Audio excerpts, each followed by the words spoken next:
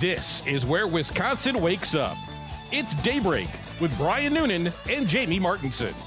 Here are your hosts, Brian and Jamie. Good morning. Thank you so much for joining us today. It is 6 minutes after 6 on a Friday morning as we get ready for another weekend.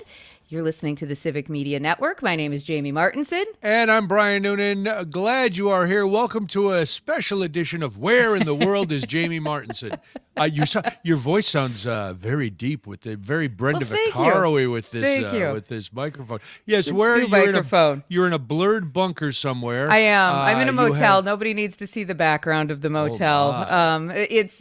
We are in Iowa City, Iowa. We unfortunately have a funeral to go to later today in the vicinity. So we made our way down here. We got here about 10:30, quarter to 11 last night. Okay. Then made sure that, everything was working properly. Turns out that when you tell your husband to bring all portions of a microphone, you should double check his work because he brought the microphone. He did not bring the stand. So that's the other reason I have things blurred, because nobody needs to see this janky little operation that we have set up here. So we're staying at a stay bridge. And if you've ever been at a stay bridge, you know that that's essentially like having a little apartment. And so we went to the kitchen. We utilized the utensils cup, and then we put a paper towel in it to hold the microphone. Now, It's all good if I don't move. Yeah, you're like MacGyver. We are. Frank, you're a husband. How long do you think Jamie's husband is going to have this hanging over his head? I'm going to say till he's 6 feet under dirt. Yeah, I don't know how Jamie likes to do things in their household, but I'm sure it'll just be a very subtle. You'll remember to do that just like you remembered. Yeah. Yes. Subtle digs in that Midwest nice kind of passive-aggressive move that in Jamie's special way. Yes. Like if he ever says to her, Jamie, don't forget, like the microphone stand. That's right. But it's never gonna end. It's just gonna keep going. There's no end date on this. Of course. Hopefully we live very long, productive lives, and when I'm like 92, I'm still reminding him of the mic stand moment. So I'm hoping that's how it goes.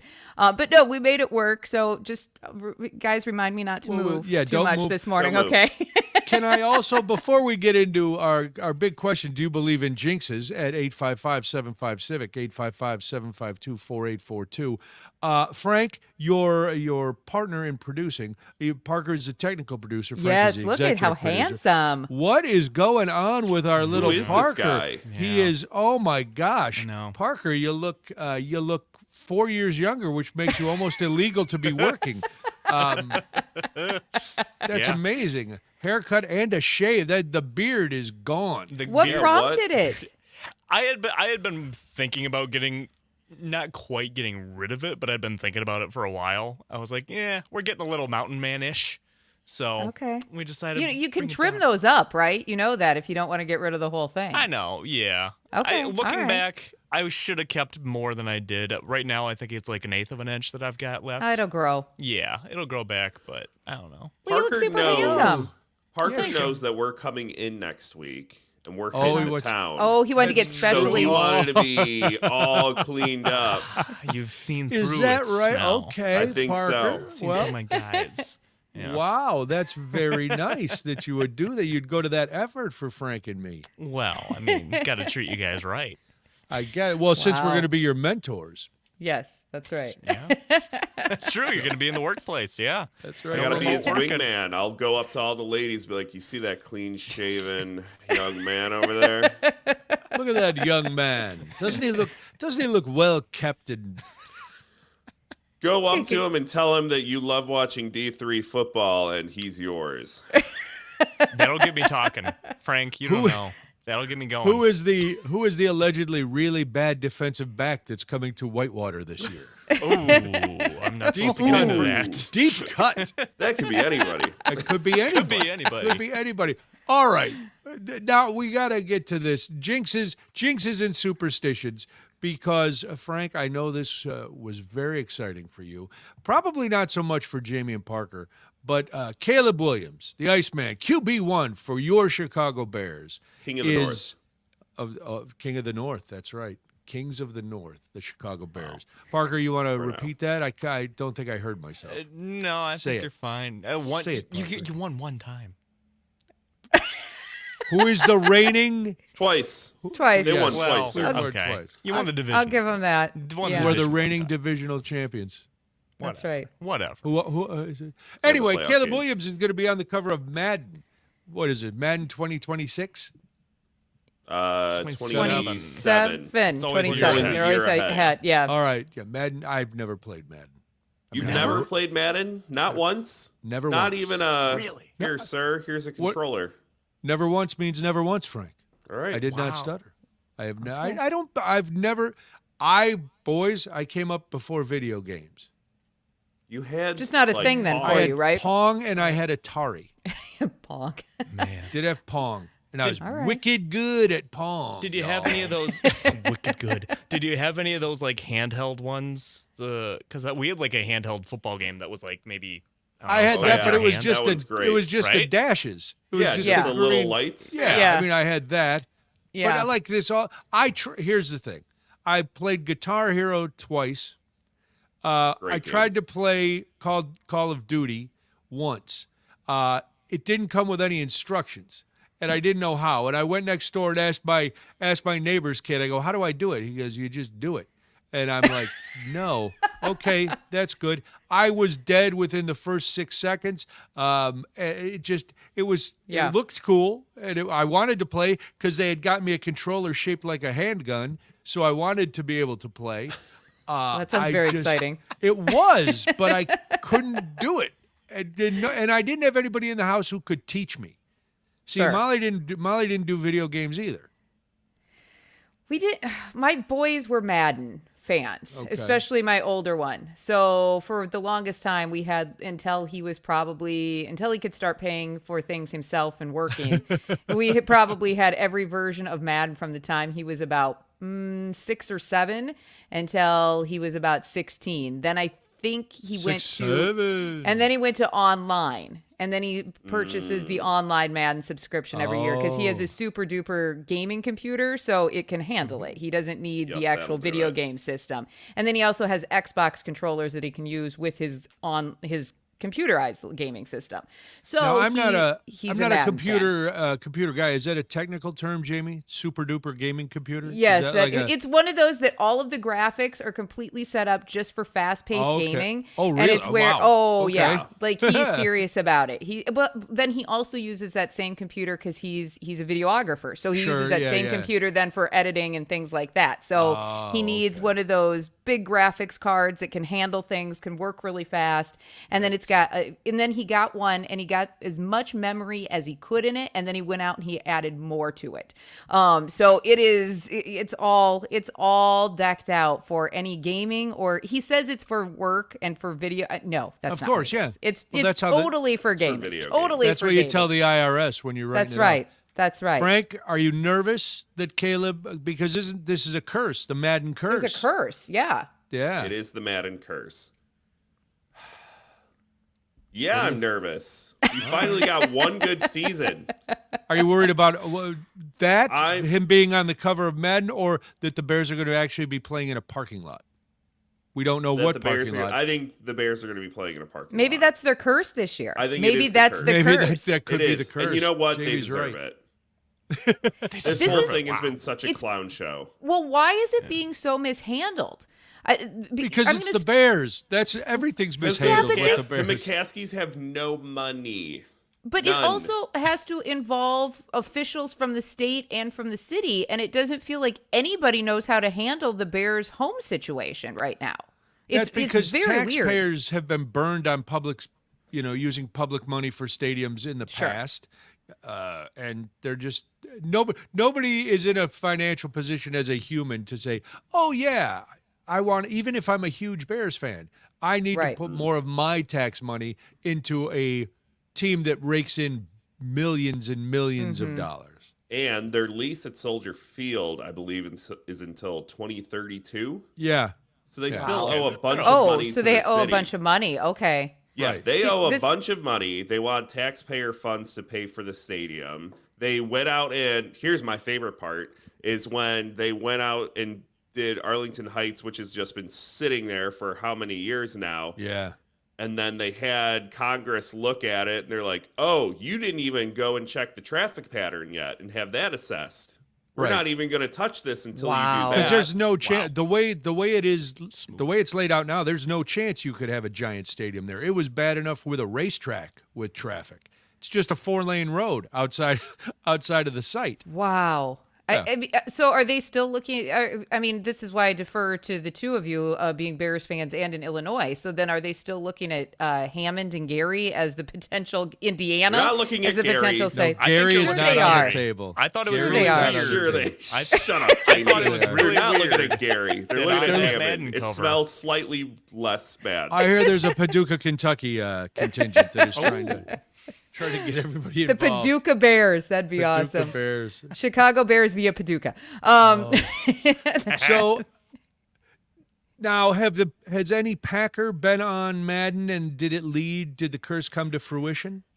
I can't remember all the covers. You guys would know better That's a than good I actually question. don't remember. I either. am Arthur, here to I don't ask good questions. because Rogers was on the cover as a Packer a few different times, right? I think the most recent time he was on there, it was as like the deluxe edition or something when there were like 3 Okay. different covers, so he was only on one of them. Oh, so the jinx doesn't matter then. Possibly, I think. Okay. It's like a 3-way jinx, and then it just evens itself out. Hold doesn't on now. We found the loophole. Hold on. Oh, Okay, what? Did you find some evidence? Brett Favre Oh. is on the Favre? cover Yeah. Okay. in 2009. Okay. what year did he leave? Was it that next year?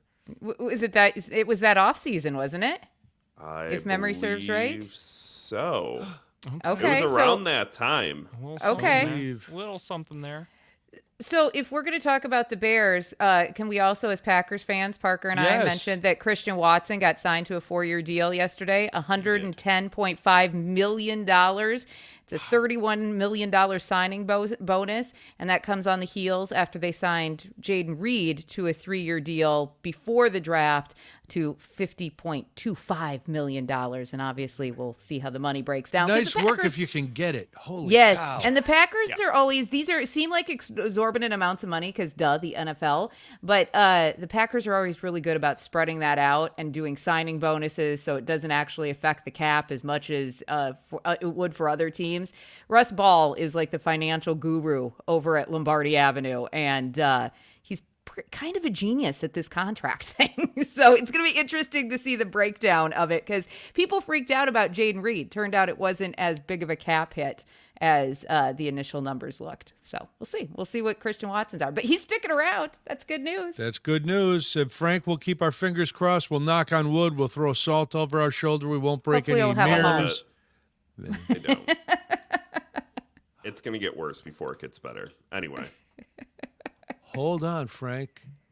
Is this the new... You're going to Gary, Indiana, boys. I couldn't believe on the Madden cover that it was the Chicago skyline. And not They the already Gary, have the Indiana. Gary Railcats minor league baseball team. All right. They Time can to play go. right there. All right, we got to go. You want to adopt a cow? It's Daybreak on Civic.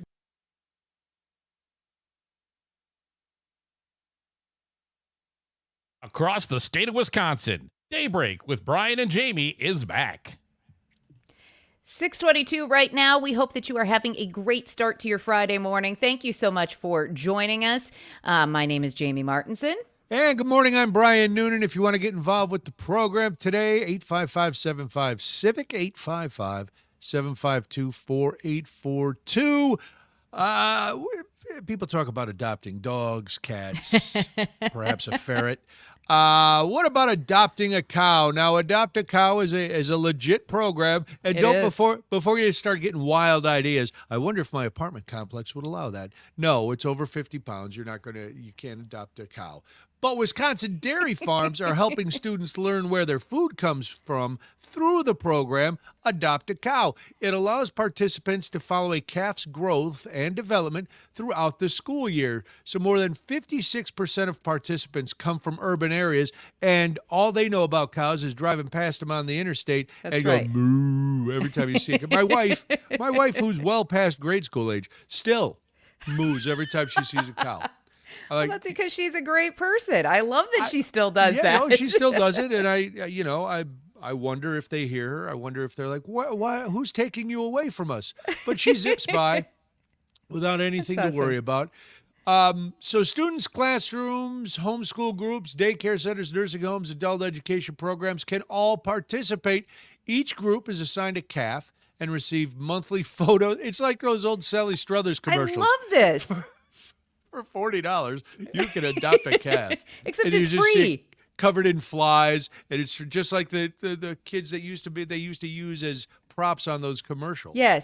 Yes, absolutely. There's a website that you can go to do this if you're interested in doing it. It's discoverdairy.com/adopt. I'm over there right now because I'm adopting a cow. I was going to say, can we adopt one for the show? Can we have a Daybreak? I'm doing it right now. I'm filling out the forms and everything right now. Daisy, the Daybreak dairy cow. By the end of this segment, I'm really hoping to know who my cow is and I have a name because that would be really, really awesome. All right. But what I love is that this will include operations. The farms participating in this include operations in Eau Claire, Watertown, Kewanee, and also Lancaster. So it really is an opportunity for kiddos to see how farms work and to really understand that, it takes effort to raise these cows in order to get them to produce milk. And by the way, how did we not know yesterday was National Cheese Day? We live in the dairy state. How did I not know this? Later. That was I know. Parker. I know. I feel like that is a huge I'm admission. going to blame Frank. He's the executive producer. That's something Frank should have on the top of the rundown. Hey, today's cheese day. Get all bound up. That's right. But this is also one of those programs that essentially teaches students that there are a lot of careers throughout the entire country and specifically in Wisconsin that relate to agriculture, not just farming, but also veterinary medicine, nutrition, herd management, and other businesses around agriculture. But and if you don't know, 120,000 jobs statewide basically are because of the dairy industry in Wisconsin, which is kind of crazy when you think about it, and the fact that it is such a big part of who we are as a culture and as a state. And I'm still adopting my cow over here, so I'll let you talk while I fill some forms. Okay, no, that would be fine. I think this is a great idea, especially for kids in urban areas. Of course, my mind goes in bad places all the time. I'm like, I'm glad this is not a beef ranch because this dairy cows. I'm guessing they have a happy ending. I go to the state fair and the dairy cows all seem very happy because they're just eating hay and bloated and they just get milked all the time. So, but it'd be interesting to also teach kids the other, that hey, these are other animals and. This is part of the life cycle, and it's part of it's also part. I've always wondered how kids who are in 4-H and they raise hogs or cow, beef cattle, and it's like, boy, you put all this in, and I guess I come from a pet perspective, and it would be hard for me not to have emotional attachments to these animals that I'm raising, knowing that in the end they're going to take my prize-winning hog and make bacon out of him. Yes, and that I know that's a farm thing, and it's a different mentality. And I'm not saying it's not wrong. It's just coming from the city. I mean, I know where my meat comes from. I just haven't raised it. So that was always my how do you guys do this? And it's interesting because I did grow up in 4-H with friends who raised livestock for those specific purposes. And because they were so used to it, there was always that moment of, especially when they showed them, because they got very attached to them because you'd have to work with them, brush them. Yeah. There was always that moment for them that they were like, it's really hard, and they would be upset for a day or so. But then they also realized that it was part of just the culture that they grew up in. Yeah. And they essentially, I don't want to say got over it because it is still a living creature, but at the same time they were like, well, it is what it is. This is what we do, and this is what our family does, and this brought our family. Yep, exactly. So they just, they went about their business and they did what they needed to do. Yeah. I'm still filling out my form here. It is a lengthy form, by the way. I was going to say, this seems like something perhaps an off the air experience, but. I just got to the end. Just got to the But end. where do you All right. fit in? You're not a student. You're not a classroom. You're not a homeschool group. I put it as a business. I put it as a business that we were interested in this. And so I am still working on this. But then I want to go. I want to go meet the cow that we adopted, and I want to. I want to put the Daybreak brand on it. Can you brand a dairy cow? I don't think they probably want us to brand the dairy cow.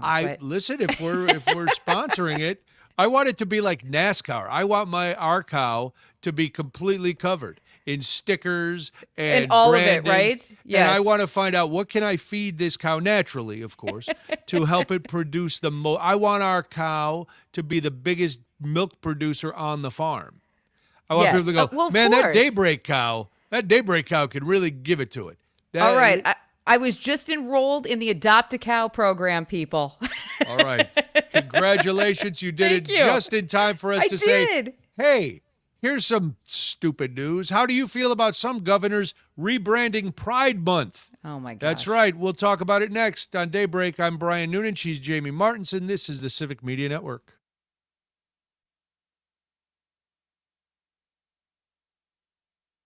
All facts, no fiction. It's Daybreak with Brian and Jamie. Thank you so much for joining us this morning on the Civic Media Network, 635 right now. And if you're listening in Madison on WMDX or in Wausau on WXCO, La Crosse on WLCX, thank you so much for having us on this Friday. My name is Jamie Martinson. And good morning. I'm Brian Noonan. We have very exciting news. Jamie's a new mom. I am a new mom. I'm so excited. If you're on the stream watching this morning, you can see a photo because we adopted a cow this year through this Discover Dairy program that we were talking about last segment. And here's the thing. I've got the email in my inbox right now. It turns out that we will not start getting information about the cow we adopted until September 22nd. So I've got to wait a little bit. Save the date. That's Frank, right. I hope Frank is putting on. Yes, a baby shower. We want to have. Well, we don't have to have a gender release party. We don't. We know all cows are all dairy cows are female. But we could still have one and just have it come out brown or white or black and white because we don't know what dairy cow we're getting. And I'm excited to find out the name and to learn more about this cow that we adopted. But yes, so we have officially here on Daybreak adopted a cow. I'm so excited to get more details over the next few months. But September 22nd, I'll have that on my calendar. We don't do a show from our adopted baby cow's home.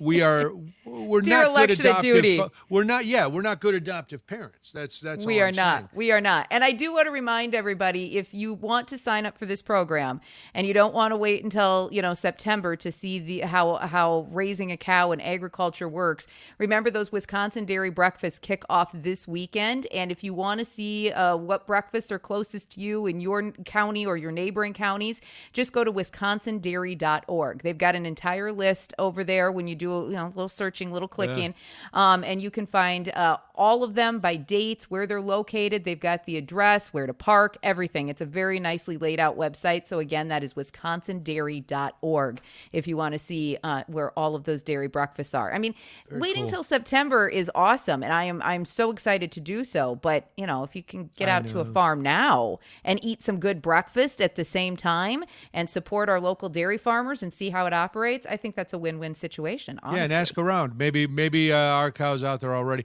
We don't know sizes yet, so don't send gifts. You can send us one for Cows Are Us, and then we'll buy the cow whatever it needs once we get sizes, because I don't think 2T is going to fit. No, I don't. No, that would fit like an ear. I think that's about how that would happen. Yeah. Well, I'm glad we have some good news because now, Republicans on some level, and this issue falls heavily on Republicans, but this is Republican governors who are now deciding, June is Pride Month. Mm-hmm. And if you're not in the LGBTQ plus community, you should appreciate everybody's right to do and live how they want. you can never fully understand what it's like to be a member of that community unless you're a member of that community. Just like I'm not black, so I can't understand fully what it's like to be a black American. But I can appreciate Black History Month. I can celebrate and appreciate why Juneteenth is a thing and Martin Luther King. All those things, you can appreciate it. But now several Republican governors have decided to turn June to Nuclear Family Month, Strong Families Month, or Fidelity Month, creating alternative observances during Pride Month. Governors in Indiana, which does not surprise me, that's another reason we don't want the Bears to go there, and Tennessee proclaimed it Nuclear Family Month, while Alabama designed Strong Families Month, and Utah and Arkansas proclaimed Fidelity Month, emphasizing family, faith, and traditional values. And I'm wondering if you are in the LGBTQ plus community and you are married, how this makes you feel, because from reports I've read, there's less divorce than there is in the straight community. Marriages last a longer time. And even if they don't, what are you afraid of? Why does it bother you? Why is it any of your business? It's nobody's business, not to mention the fact that one of the things that I think is ironic about this is that there's a lot of folks in the LGBTQ community that are strong families. Yes. They do have a nuclear family. The kids are very well adjusted. They're happy. They live as families. They work as families. They operate as already this nuclear unit. So really, aren't you just also including them in this overarching month that you're trying to celebrate while you try to exclude Pride Month? I mean, it really doesn't make any sense. It's not the way God intended it, Jamie. It's not. It's Adam and Eve, not Adam and Steve. It's the dumbest arguments. It's the same people who are like, why isn't there a white History Month? I don't know, because we pretty much have run the show since it started. We were not an oppressed group like Black Americans, like gay and lesbians. We didn't have to hide who we were for our entire life until the Supreme Court finally decided in 2015 that we could get married to the people we loved. I'm not gay. I don't care if somebody gets married. Listen. No. If you want to subject yourself to the horrors of marriage like straight people, God bless you. Good luck. I don't care. You know what? It doesn't affect me in the least. I have friends who are gay. Some are in relationships. One is married. Some are single. Just like my non-gay friends. Who cares? Right. Because I only use those labels for this example, not for like right. I don't introduce it. Hey, this is my gay friend. What I find fascinating about this is that these states are taking it even further than that, though, because there's been legislation, there's been resolutions that have been promoted in some of these states for Family Month or Fidelity Month, and it's all in Republican-led states. And by the way, Pride Month has been a thing. It's been observed nationally since the 1970s.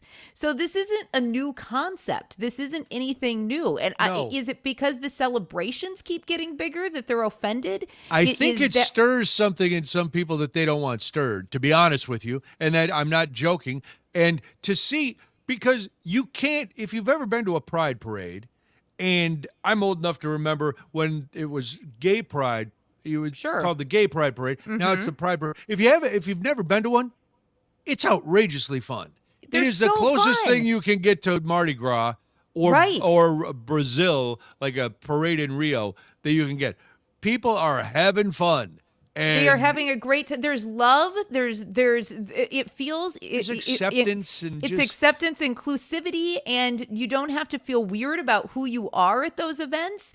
And is that what it is? Do they feel out of place when these things are celebrated? Because I think so. These organizers in all of these states where there's alternative months that the GOP wants to celebrate, they're not backing down. They're not changing their celebrations because these particular Republican-led states want to whitewash essentially and the observance of Pride Month. They're going to hold their celebrations. They still are inviting everybody. They're asking people to please come to find out what our community is all about. And they've actually been able to open it up to more people because of what's happening in these particular states. So I love that they're using it as a promotional factor and not changing anything that they were doing. I mean, and that's the thing that they say too, is the people in our community, the folks in our community that will be celebrating Pride Month are nuclear families. They're parents. They're loving couples. So this argument that, Fidelity Month, Nuclear Family Month, yes, thank you for including us in that too, is essentially what organizers of these Pride events are saying. So I love that from them. Yeah, it doesn't make any sense, and it's a fear-based thing, and it's an old school bigotry.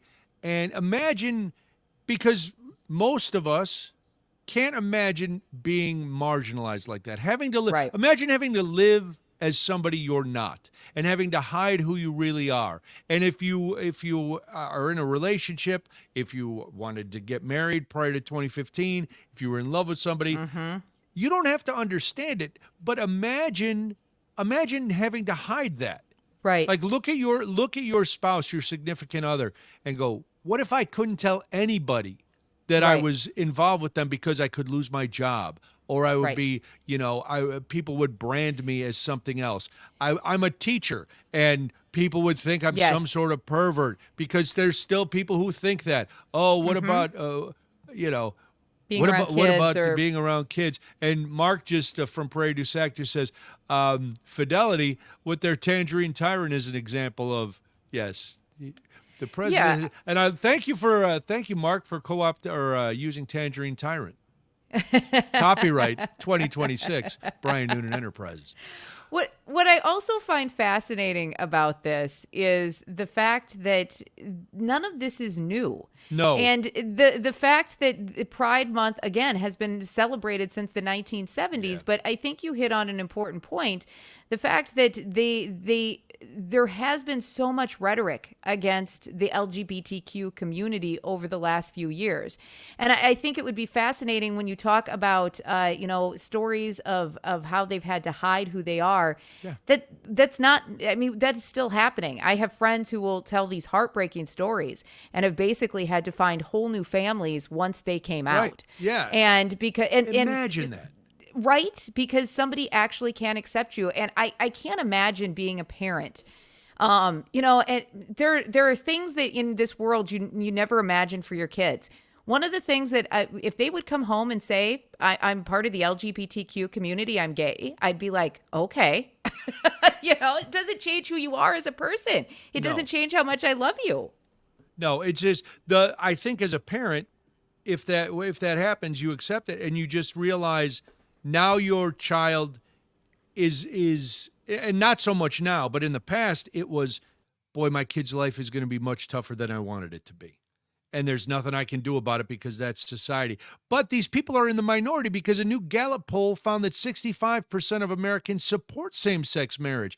Now, that is down a little from 2022 when it was 71%.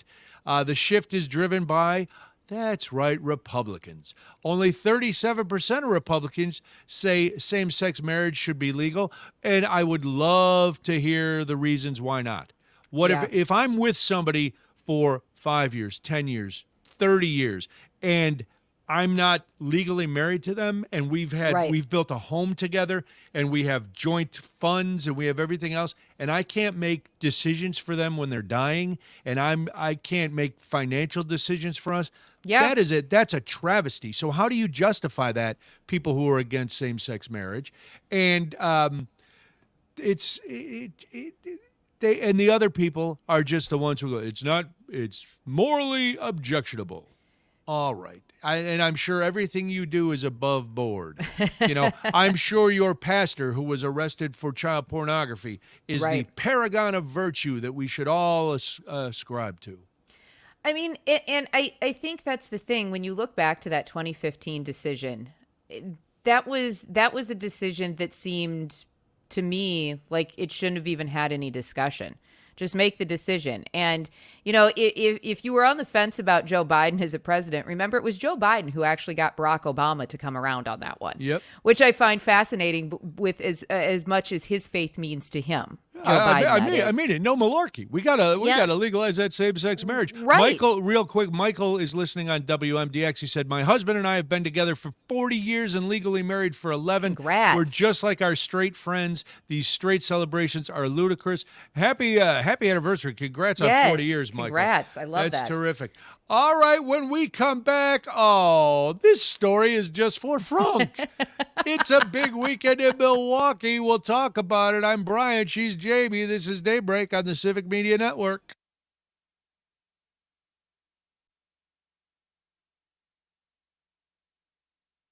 Local news, community stories, and the conversations that matter most. Now, more Daybreak with Brian and Jamie.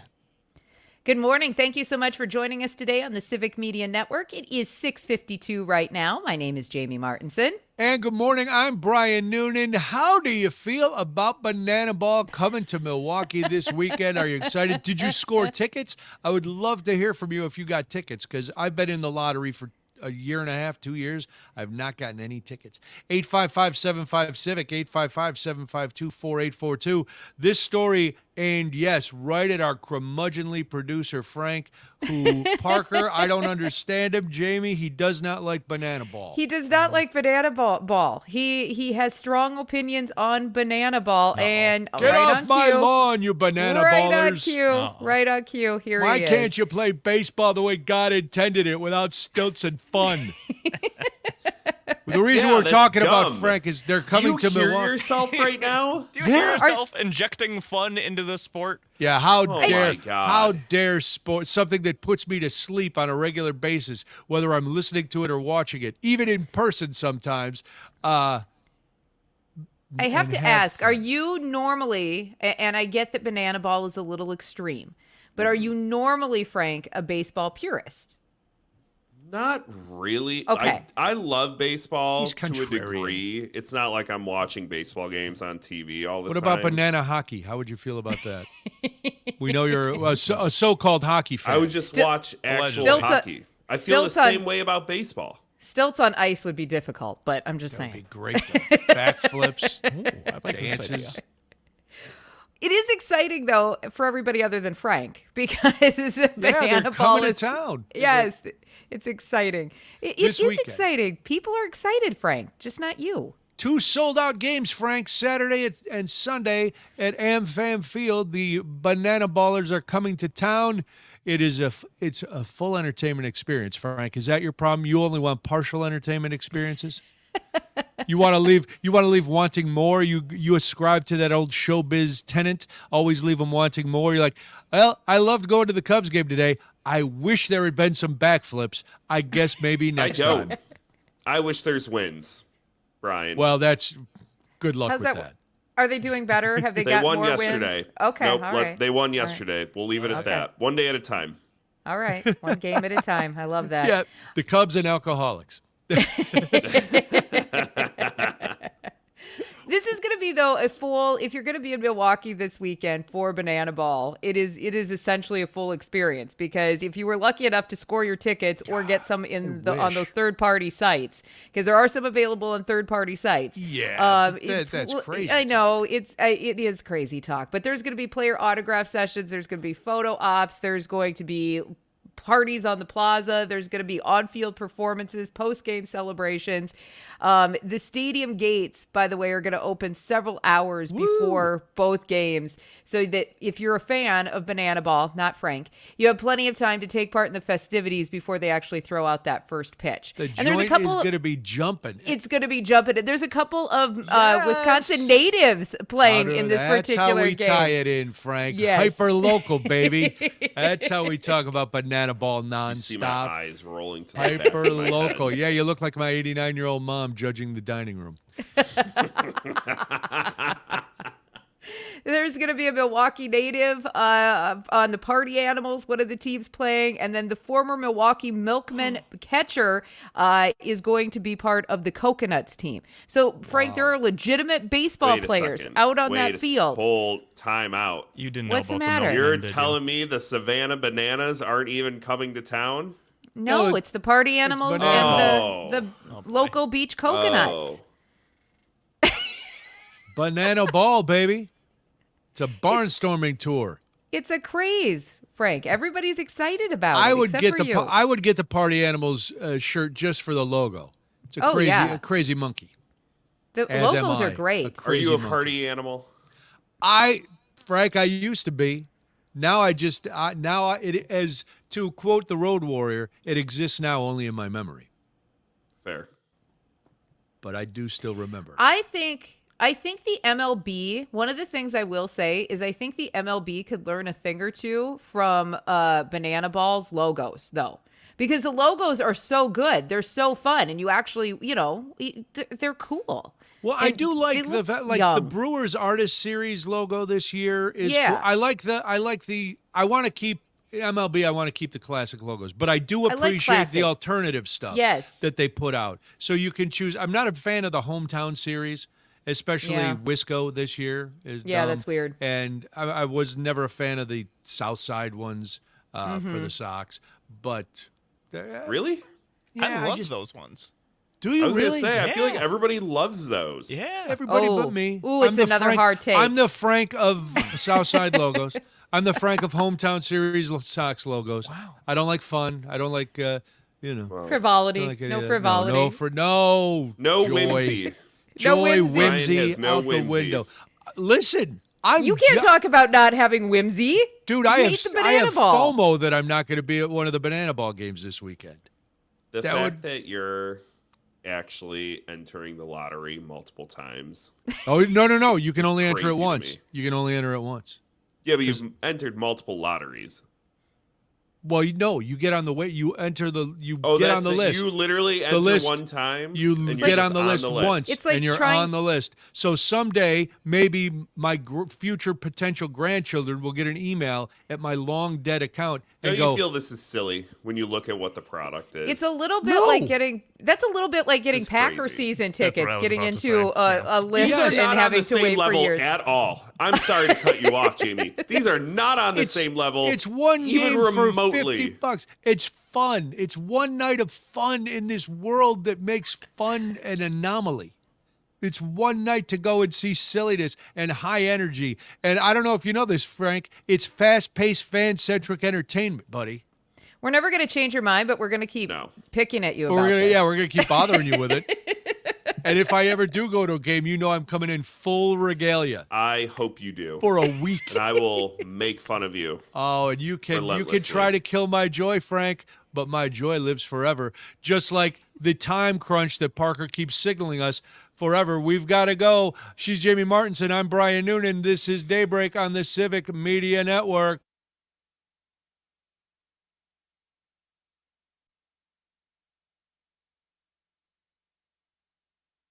From Lake Superior to Lake Michigan, this is Wisconsin's Morning Conversation.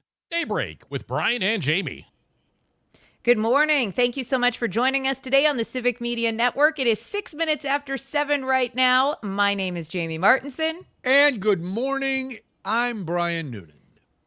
I'm Brian Noonan. 855-75-CIVIC is how you get a hold of us. But right now, you have to get your Civic Media app fired up. Yes. Turn your crank phone and open up that app because it's time for our Accelerate Your Summer Text to Win multi-state contest. This is your first word of the day and your first chance at our daily prize of $100 and a Wisconsin Dells prize package.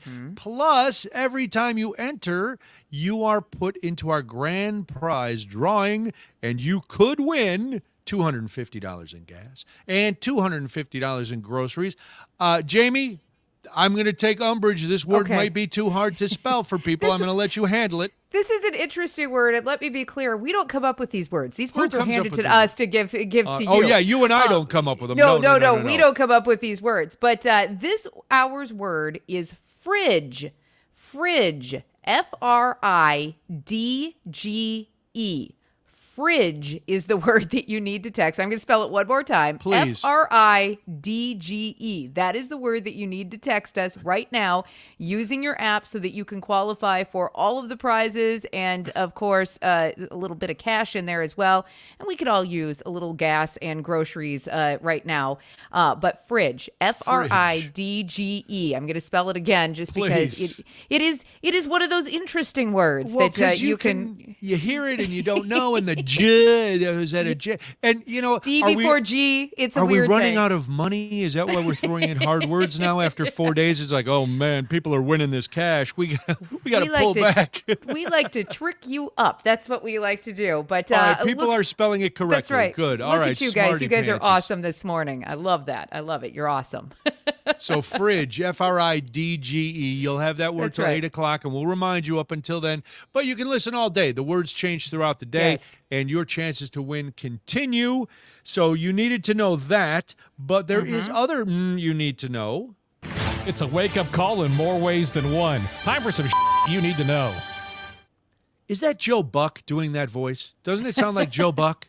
Maybe Every a little. day. Maybe a Every day little. I'm like, how did we get Joe Buck to do our S You Need to Know segment? Oh, I know we don't have that kind of budget. I really don't.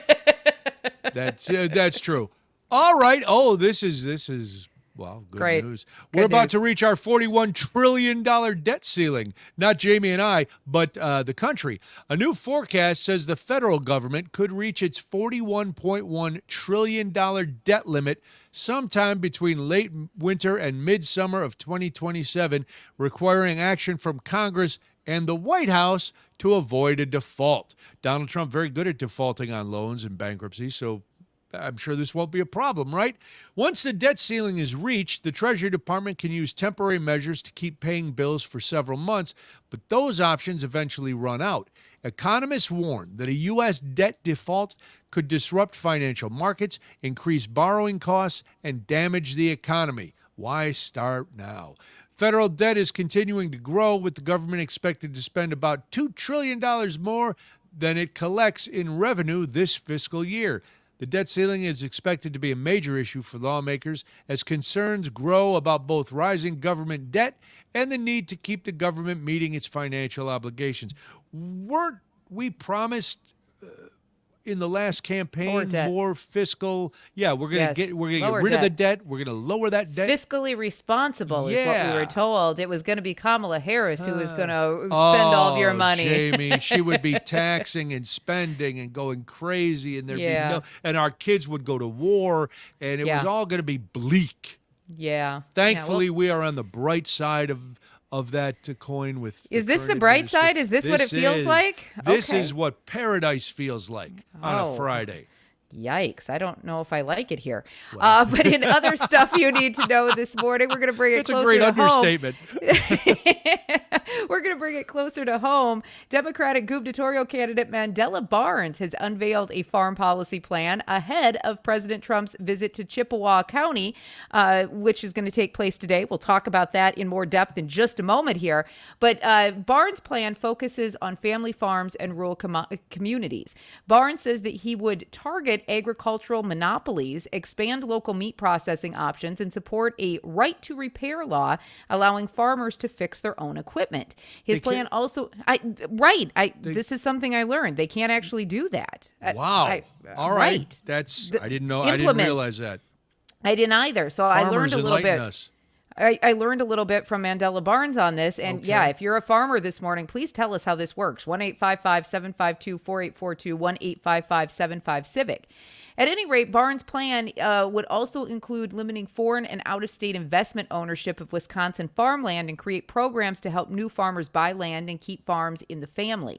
He's also proposing efforts to expand markets for Wisconsin farm products, encourage state agencies to buy Wisconsin-grown food, and increase agricultural education. Farming, trade, tariffs, and rural economic issues are expected to be key topics in Wisconsin in 2026 as we go through this governor's race. It's a plan. You can go read it over on his website if you're interested to find out more. He was in the Chippewa County area yesterday talking about this plan. And it is more than just holding speeches and rallies and showing up and talking to farmers. He actually has an idea of what he would like to see the agricultural industry look like in the state of Wisconsin and make it better for our farming community. Yeah, it's going to be I like anybody who has a plan. Come and tell me what you. I might not agree with your plan, sure, or I might have issues with 1 or 2 points on it. But at least you're coming to the table with something rather than. And no, this is not singling any politician. A lot of empty talk. We always get the empty talk. I want. Hey, here's concrete where we're going to plans. start. This is what I'm coming to the table with. Now, dirty word. Let's negotiate. Let's figure this out. Let's find a way to make it work because the end goal is something everybody agrees on. All right, and another piece of you need to know. I know you've been thinking to yourselves, man, when is UW-Madison going to get a chancellor? This is crazy. We can't live without a chancellor. Well, UW-Madison has officially launched its search for a new chancellor after Jennifer Noonan left to become president of Columbia University. Officials hope to make a selection by the end of the year. The next chancellor will lead Wisconsin's flagship university, overseeing more than 51,000 students, 28,000 faculty and staff, and a nearly $5 billion budget. Public listening sessions will be held this month to gather input on what students, employees, alumni, and community members want in the university's next leader. Campus groups say they want a chancellor who supports employees and students while addressing issues such as worker pay, international student concerns, and campus engagement. The next chapter will also help UW-Madison guide UW-Madison through major changes in college athletics, including athlete compensation, the transfer portal, which I will never understand, and revenue sharing. Finalists are expected to visit campus this fall before the Board of Regents makes a final decision. That is not an easy job. No, it's not. Especially when you're talking about an infrastructure as big as UW. So I love that they're getting community support. I love that they're talking to students and people who have been there so that they have an idea of what people want in somebody who's going to be leading that infrastructure. We're going to talk about this big story, though, Brian, because the president is coming to Wisconsin today. In fact, he's going to be in the Chippewa Falls area. It's his first trip to the state since beginning his second term. And of course, we are gearing up for that gubernatorial race, and he is coming in to promote his frontrunner, Tom Tiffany, and also Derek Van Orden, who is going to be front and center with him at today. Yes. What a threesome. Yes. What a triple header coming to the Chippewa I'm not Valley. sure. I don't know if Tom Tiffany is going to be there, but I know for sure that Derek Van Orden is going to be there. And obviously, they are going to talk a little bit about Wisconsin farmers and the rural communities. Van Orden has been already in the Chippewa Falls area. That's his district. He was up there with RFK. They were on a dairy farm last week. And Derek Van Orden says that this administration has prioritized rural America through trade agreements, tax policies, and investments aimed at helping farmers and small businesses. Here's what he has to say. Donald Trump has been able to drive exports by having new trade agreements on average about one a month. These are significant, statistically significant things for our farmers and all of rural America. You mean by importing Venezuelan beef and putting tariffs on things and then stopping the flow of fertilizer and things through the Strait of Hormuz? Is that? And I don't mean to speak for farmers because I am not one. It doesn't seem to an outsider that he is fulfilling those promises. It doesn't. No. It doesn't seem right. But again, 855-75-CIVIC, 855-752-4842. If you are in the agricultural community, if you are a farmer and he is doing this, then let us know so we're educated. Now, in case anybody's wondering, through the Rural Health Infrastructure Fund, Wisconsin is expected to get about $200 million this year. Obviously, that will help support and strengthen healthcare in a lot of those rural communities. Mm-hmm. This has been a priority of Derek Van Orden's over the last few months. He's whether you agree with how he votes or not, because his votes haven't always aligned with some of the things he said about his district and rural healthcare. Really? He has been very vocal about it, and at least making sure that there's access, or at least saying he would like there to be more access. So obviously that's going to be a sticking point over the next few months as we watch how this gubernatorial race plays out. We talked about it yesterday if you were able to join us on the show, and if you weren't, please go check out Spotify and see past episodes and listen to past episodes here. But this is going to be a very crowded gubernatorial race for the Democrats. There are currently 7 Democrats in the vying for that top spot. This is, I think, a prime opportunity for the Republicans to at least get their message out through Tom Tiffany, Derek Van Orden. And new polling came out this week. And granted, the president's approval rating, according to Marquette, is dropping across the state and the nation. Like a However, rock. However, that's among independents. He Sure. still has very, very strong support among the Republican voters. So I think the fact that he is going to be here, I think excites that voting base. I think it makes them happy to see the president. And, we've talked about it on the show. The Republicans are trying to build a much stronger ground game going into this particular election. So I think these are all things that they're hoping President Trump being in the state can bolster for them going forward.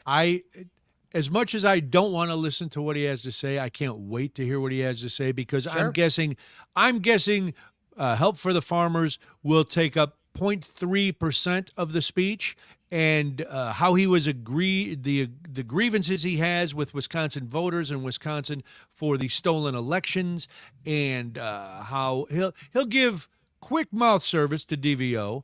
And I don't mean, that's not a euphemism, Parker. That's just he's gonna pay him a little. He'll give him the old. Yes. He won't shake his hand though.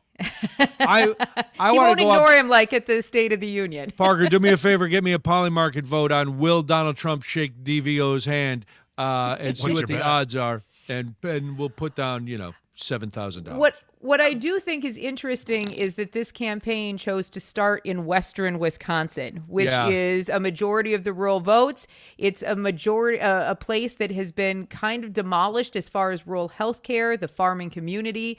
So, I mean, there's somewhat of a strategy, I think, there. So it will be fascinating to see if he actually talks about rural issues, or if it goes on to some sort of, it's going to be a swerve. We'll find out. It will. But swipe or stay next on the Civic Media Network.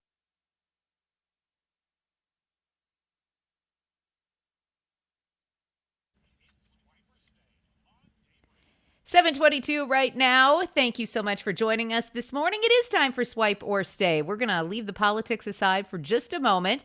Our senior producer, Frank, is going to join us. No banana ball talk this time around. We're going to get to the real pop culture events. And do we have some good stuff coming up today, Frank? Let me put it this way, Jamie. When I opened up one of my websites that I like to see for entertainment news, there was one of the headline stories was Sarah Jessica Parker's son and his gym transformation. So that's how great the stories are all right. today. All right. So what you're telling me is to keep my expectations low, like, my husband remembering a mic stand. That's what you're telling me. Expect the worst and hope for the best. All That's right, the I'm motto ready. of That's the Swipe or best. Stay. Yeah, that's the best way to go through life. I love Low this. expectations. All right, But Frank. anyway, All right, Let's Frank. do it. Don't wow us. Let's do it. If this is the first time you've tuned in, I'm going to play Swipe or Stay. I'm going to read some pop culture headlines. Brian and Jamie have to decide whether to stay and hear more or to swipe on to the next one. Parker can be the tiebreaker if need be. Story number 1. Star wide receiver is wanted by the police. Oh, I'll stay. I'll stay. Have you guys heard this story? San Francisco star Brandon Ayuk is currently wanted for a misdemeanor charge of exhibition of speeding. Oh, Exhibition of speeding? Yeah, I'm going to get to that. All right. The warrant is in reference to a video Ayuk posted to YouTube in December, in which he appears to tape himself from the other driver's seat going well over the posted 40 miles per hour speed limit Wow. on a road that runs past Levi Stadium. Okay. Oh. Yeah. So there is a warrant out for his arrest right now. Also, So you don't have to note, catch anybody red-handed anymore? You could just not look if and you go, rat yourself out and there's video evidence. I mean, I know it's stupid to post it, Wow. but I didn't know you could go retroactively. We're going to find you guilty. And it's speeding. It's speeding at a 40. How fast was he going? Does it say? No, he was going 40 over. Oh, the 40 speed over. limit. Oh, okay. I think that's Wow. where their issue is. Is it If a he was school going zone? 5 over. You know, if he's driving by a park or through a park, then yeah, okay. If there's anybody in law enforcement listening, please correct me, but I think it's anything over 25 and it's reckless driving. I believe that is correct. But I yes, hope please not. correct us if we're wrong. 1-855-752-4842. I'll throw the number in there. Also important to note that he has not played a snap since tearing his ACL and MCL in Right. October of 2024. Which and- explains his need for speed. Yes. And the Niners have said they're very much open to trading him. It's not looking good right And he can be there quick. Hey-o. Good morning. Number 2. Queen of Pop holds pop-up concert in New York. Who's the Queen of Pop? You guys Taylor don't know who the lives- Queen of Pop Taylor is? lives in New York. Is it Beyonce? I'll stay. Well, now that I've given myself a quandary, I'll stay. Technically, Madonna is the What? Queen I of was Pop. wondering if it was Madonna. It is Madonna. That is her Okay. title. She's the fossil of pop. Well, now she is, but she was at Was one the point Queen of the Pop. Queen of Pop. Was she? And Yeah. it's still her name. Yeah. She's like Queen Elizabeth. She's there till she's dead. She's queen till Yes. she's dead. Okay, just checking. So she held a pop-up concert yesterday in Times Square in the middle of the day. This was a collaboration with Grindr for a special Pride Month concert celebrating the upcoming release of her album.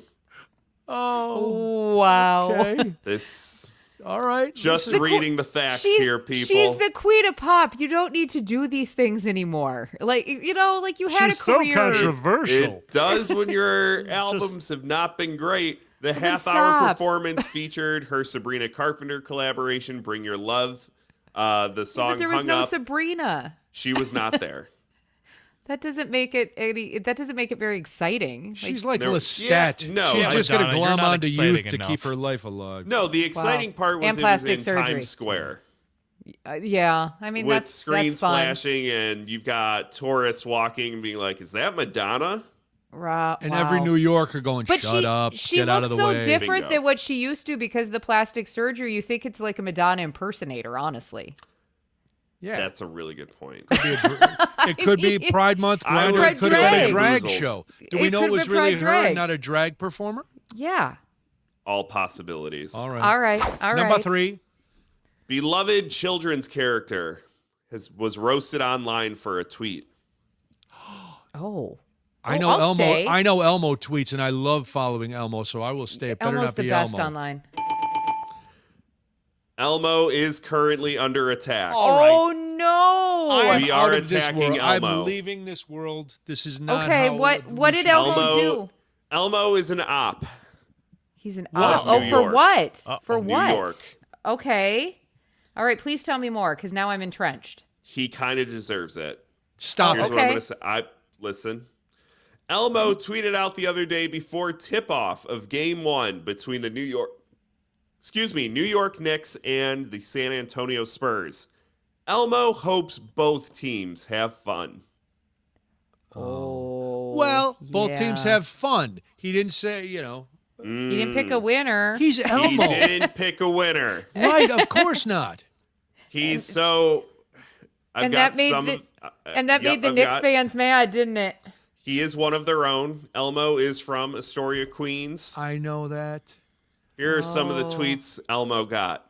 I Oh, can't. boy. Don't. I can't imagine. Oh boy. This isn't the time for sportsmanship, Elmo. These streets ain't sesame. All right. One Got it. person said, "Pick a side, coward." Whoa. Slow your Another roll one there, Jackson. said, Elmo, that's honestly weak AF. Pick a side.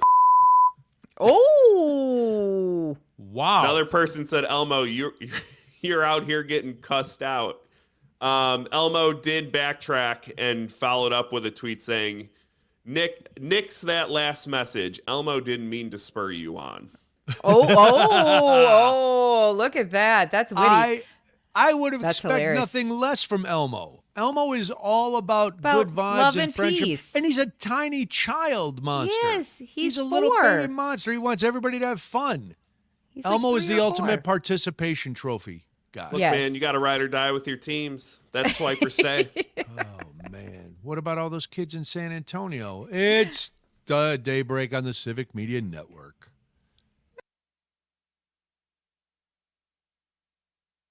Now back to more of Daybreak with Brian and Jamie.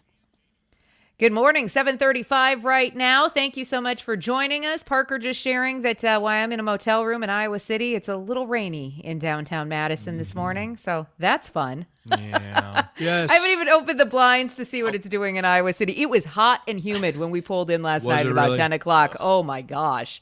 No, it was really warm, which is kind of what we're going to see in the area over the next few days in Wisconsin as well, is some very warm, humid weather coming in. Yeah, So and there's a it's lot of unfortunate. crazy storm systems that are popping up Yeah. and moving across. So just keep it here and pay attention. But, Jamie, we Yeah. must remind people, because it's 7:35.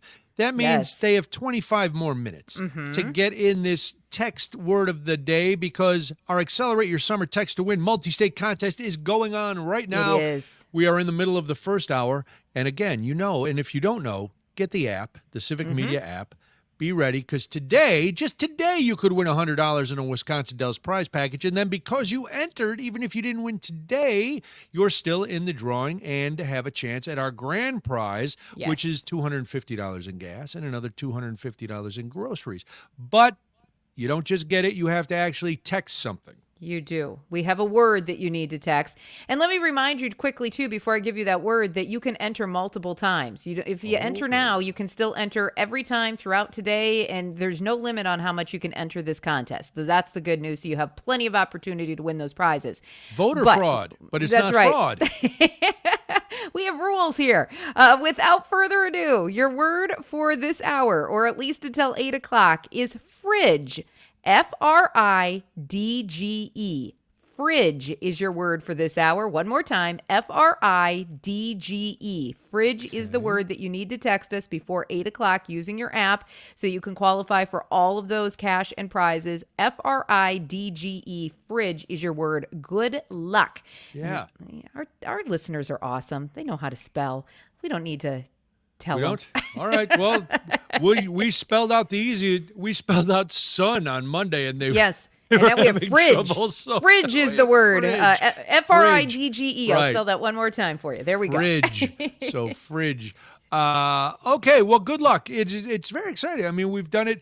We'll do it all next week, Monday through Friday. So if you don't win a daily prize this week, you have a chance to win the daily Yes. prize again next week, and you're still entered for the grand prize. And I here also they want to come. say next week, we've got a little Yes? special surprise here on Daybreak. You're going to be back in studio, or are you going to be in I'll another back mystery in location? No. I'll be back in studio, but we're Okay. going to have some fun with circus. That's all we're going to say right now. So that's all we're going to say. Man, that's all we're gonna saying. say. That's We're gonna- right. We'll give you Parker more is going to details dress next like week. a clown all next That's right. week. That's why he shaved. That's why I That's shaved. why. So I get paid That's my why he shaved, face. because you got to get Yeah. that clown makeup on. Yeah. We're going to have a little circus fun on Daybreak. So I'm going to be bend Parker ready into for that. contortionist poses. It's going to be great. Lots of fun. I didn't agree What's not fun is contaminated water. How'd you like that segue, Parker? Oh, That was a not big much. one, yes. The contamination linked to Tyco is considered the largest known PFAS contamination site in Wisconsin. Well, they have settled, yes. It is. It affected hundreds of private wells. It raised concern about the long-term health impacts for residents. The state was preparing for a 3-week jury trial, and then Tyco looked at everything, and they decided they would settle the case. Now, just a reminder that the lawsuit alleged, it's gone now, that the company failed to stop PFAS from spreading into the environment even after testing showed extremely high contamination levels, some of those far, far above what was considered yeah.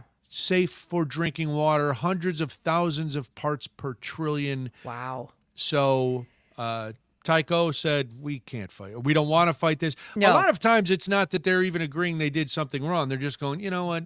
We don't want to draw it out in court. Yeah. Just and pay this really affects residents in the Marinette and Preshtigo areas because they've spent years hoping for some sort of accountability with this. They've wanted some sort of cleanup effort. And of course, they all want safe drinking water. Who doesn't want that? They want that for their wells. So they've been trying very, very hard. Now, in case you don't know, Tyco is it's Tyco Fire Products.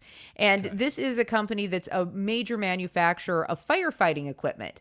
And that includes things like your sprinkler systems for buildings, the suppression technology, valves, and firefighting foam used all around the world. They actually operate more than 190 countries and is part of the fire protection division of Johnson Controls, which is a global building technology and safety company.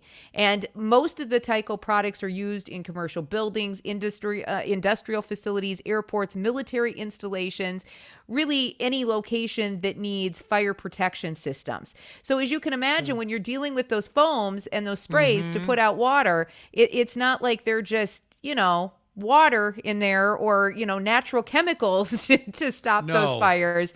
We're talking about some chemicals. I can't pronounce them. I would love to be able to pronounce the chemicals that are in these foams. I'm not even going to try it this morning. I could call my future son-in-law. He's a chemist. There we go. Doctor of chemistry.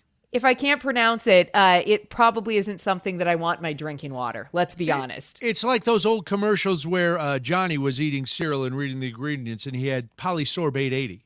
I don't know what polysorbate 80 is, but I'll never forget that commercial because he was like you he was struggling to pronounce it, and they went, polysorbate 80, Johnny. I could do polysorbate. I'm not going to try some of these like some of these are.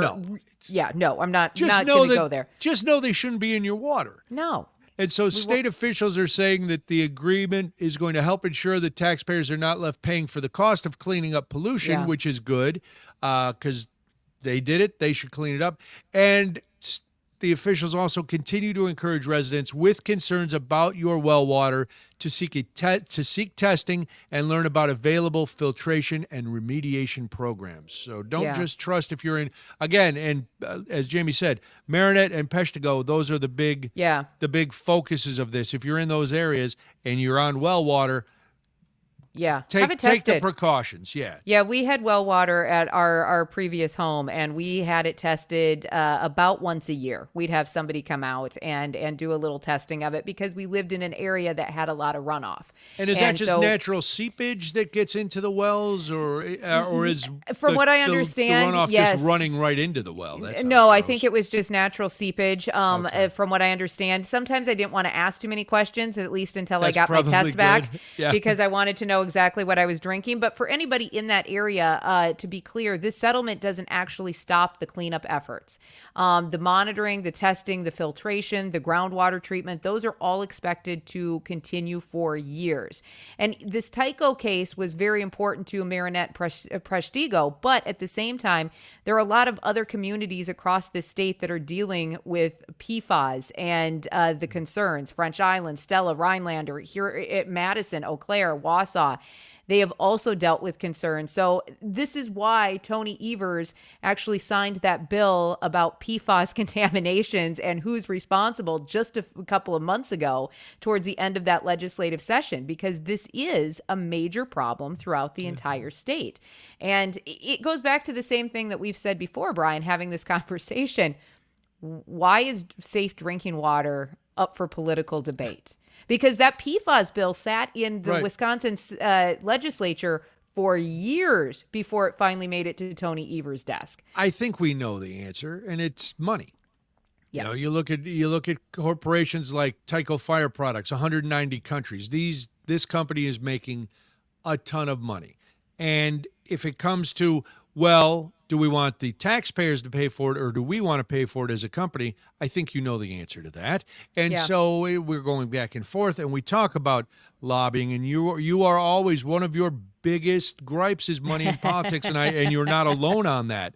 But we look at that, and for whatever reason, politicians who are voted in by the people don't seem to mind putting people in jeopardy, and in order to preserve their jobs and to get the money that's coming into their campaigns and their PACs. So it's infuriating, because on a very baseline level, at least people should have clean water. Yes. This is that you can argue if you want. I don't know why you would, but you could argue about healthcare. You could argue about SNAP better. You could argue about all kinds of things that are necessities that people should just have. But water, really? You're going to risk contaminating water? Well, it's only Marinette and Peshtigo. The rest of the state, that's pretty good. So, all right, what are you just willing to cut them out and set them adrift in Lake Michigan? It doesn't make any sense. No, it doesn't make any sense. And then when you couple this on top of the fact that there are so many communities in the state that also have lead pipe issues, right? That we're still trying to mitigate in this state, and you couple all of that on top of each other, it's no wonder that people are not always at their optimum health, right? And why people have to go to resorts like maybe bottled water on a daily basis, or they have these filtration systems in their home, because who wants to drink that? Nobody wants to drink whatever is in that water. And there are thousands of products that contain these PFAS. It includes the non-stick cookware, the stain-resistant fabrics, food packaging, waterproofing materials. I have all those things in my house. Right? What we're talking about here with Tyco, the firefighting foam. Oh, no. I mean, it's all of those products, and a lot of those products are manufactured right here in the state of Wisconsin, especially in the rural areas where there's a lot of land to build factories, right? And these companies can spread out, and then all of a sudden we're talking about these contaminants in the water, and then we have a whole subsect of our our political parties saying, it's fine, no big deal, everything for corporate. Really? Okay, all right, sure, we'll go with that today. I'm sure there's thinking of, well, how long have we been talking about PFAS? For a little while, because I know water bottles, time. and especially like when with baby dishes, we used to microwave the plastic baby dishes. They're like, your baby's going to grow a third head. I was like, I don't want that, so I better get rid of that. So we've been talking about it, but there's still people who go, well, really? Yeah. You can get cancer from anything. What are you going to worry about? A little foam in your water? These PFAS are forever chemicals, meaning that they basically don't break down in the environment, so they can remain for decades. Yeah, it's right in the name. Yeah. Forever. Forever. Yeah. Forever. Which is, it sounds weird though that you actually have to point that out to certain people, because it is essentially, they are forever chemicals. And I mean, anytime you that keep saying forever, do we're not around to see if that's true. We won't see that play out. So no, we won't. But hopefully generations after us are still going to be dealing with the ramifications of PFAS if we don't do something with it now. Do you think some of these politicians care about generations down the road? No, they barely care about the generations now. I was going to say, look at the president. He didn't even go to his kid's wedding, so they don't care about what's happening now or down the road. It's like, I got mine. Maybe I'll make sure my kids get some of it. Maybe not. Who cares? I won't be around. I think what worries me the most as we look at especially like a gubernatorial race coming up, and we're looking at complete leadership change from top to bottom at the Wisconsin Capitol. Tony Evers has gone above and beyond. Democrats have worked really hard to make sure that some of these environmental concerns, especially for the rural communities, have been taken care of under their watch. Now we're looking at a time where there might be leadership change from the top to the bottom. And what bothers me, I think, is will we see some of the things that they have done, like this PFAS bill, will we see a backslide in that? Because if Republicans are in control, especially Tom Tiffany, will he just say, doesn't really matter. We've got these corporate donors. They're bringing money into the state. Let them do what they want, especially when we are starting to make a little progress. And let's be real, we can all do a lot more. Our governments can do a lot more. But every little bit of progress, especially in a fight against something like PFAS, where we're talking about clean drinking water, is important. We're going to talk to the founder of the Working Majority next about a tour that's going around the state. It's Daybreak on the Civic. Local voices, statewide impact. It's Daybreak with Brian and Jamie. 7:52 right now. Thank you for joining us this morning. Very, very quickly, so we don't leave our guest waiting. It is the Accelerate Your Summer Text to Win multi-state contest. You have about 8 minutes to get that word in for cash and, of course, grand prizes of $250 in gas, another $250 in groceries. Brian, the word this hour that they need to get in before 8 o'clock is fridge. FRIDGE. You got to text in using your Civic Media app. Again, FRIDGE. Get that word in before 8 o'clock so you can win some daily prizes as well as those grand prizes. There we go. We got it in quickly. Good. Good luck. Get them in. All right. Well, across Wisconsin and really across the rest of the country, working class and middle class Americans don't feel like our voices are being heard by elected officials. Well, that feeling led to the creation of the Working Majority. It's a group founded on the premise that middle and working class Americans from both parties agree on a lot when it comes to economic issues. They're hosting a What's Up Wisconsin summer tour, and here to tell us about it is the founder of the Working Majority, Pete Subkowiak. Pete, welcome. Glad you're here. Give everybody a background. What is the Working Majority? Yeah. Working Majority is a new interest group that is essentially trying to represent and bring together the working and middle class folks around the state around one big tent, knowing that most of us, when it comes to economic issues, agree on a lot more than what the current political system is reflecting. And we want to build something that gives people back power and allows us to push the political system, the economic system, and all the parties out there to prioritize the needs of working and middle class folks again. So you talk about this coalition that you're trying to build, and obviously there's a lot of people who are frustrated with both political parties right now. So how do you as an organization, we'll get into a little bit about What's Up Wisconsin. How, though, do you plan to reach these people who have really just checked out of politics altogether because of the division right now?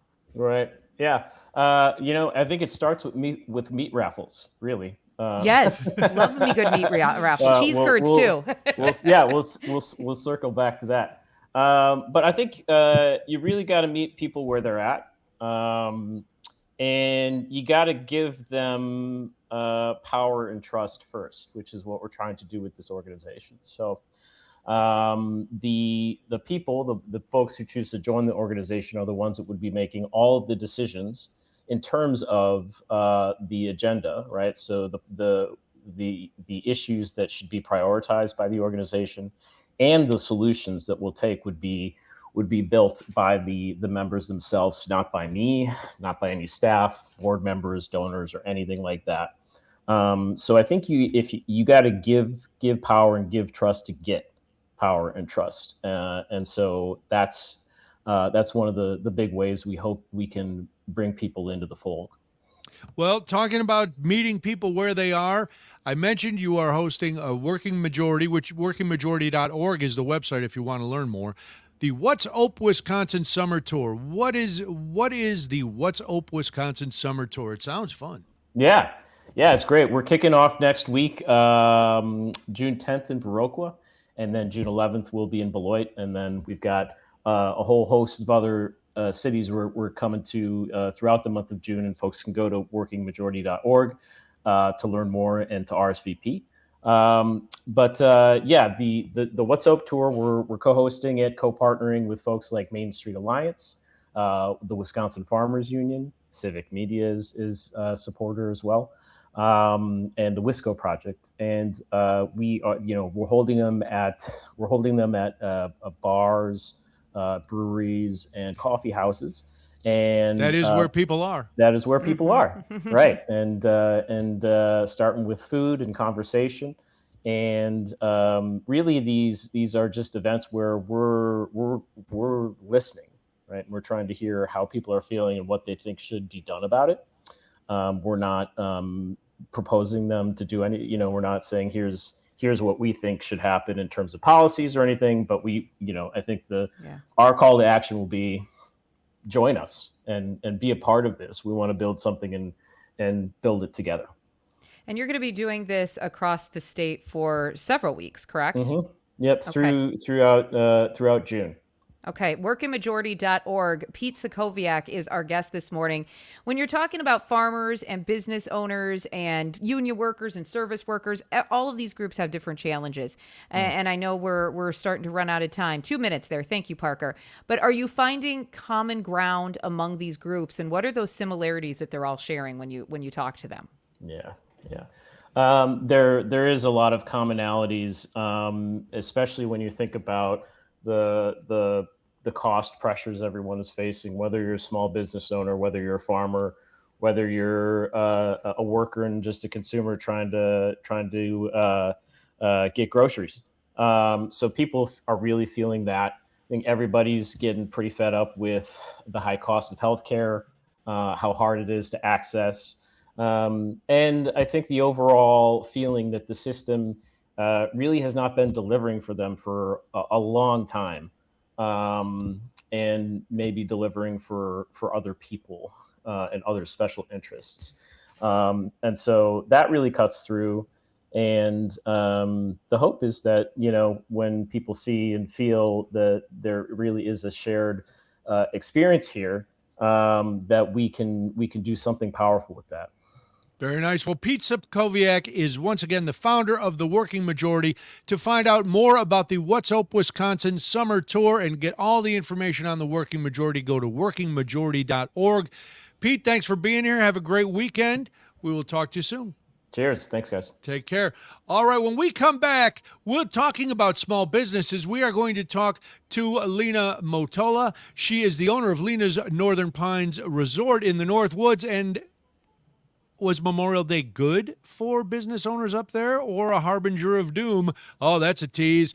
We will be back with more. I'm Brian Noonan. This is Daybreak. I'm Jamie Martinson. 7:59 right now. You're listening to the Civic Media Network.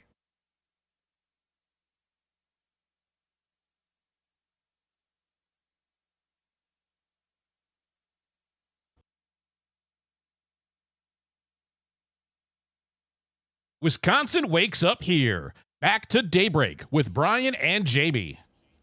Good morning. Thank you so much for joining us on this Friday. This is the Civic Media Network. It's 6 minutes after 8 right now. My name is Jamie Martinson. And good morning. I'm Brian Noonan. Glad you are with us. If you want to get involved in the program, you always can at 855-75-CIVIC, 855-752-4842. Every day we are complaining about gas prices. Everybody is struggling with high gas prices, whether you are driving somewhere, whether you are a farmer trying to pay for diesel, if you are a truck driver dealing with that, everybody is.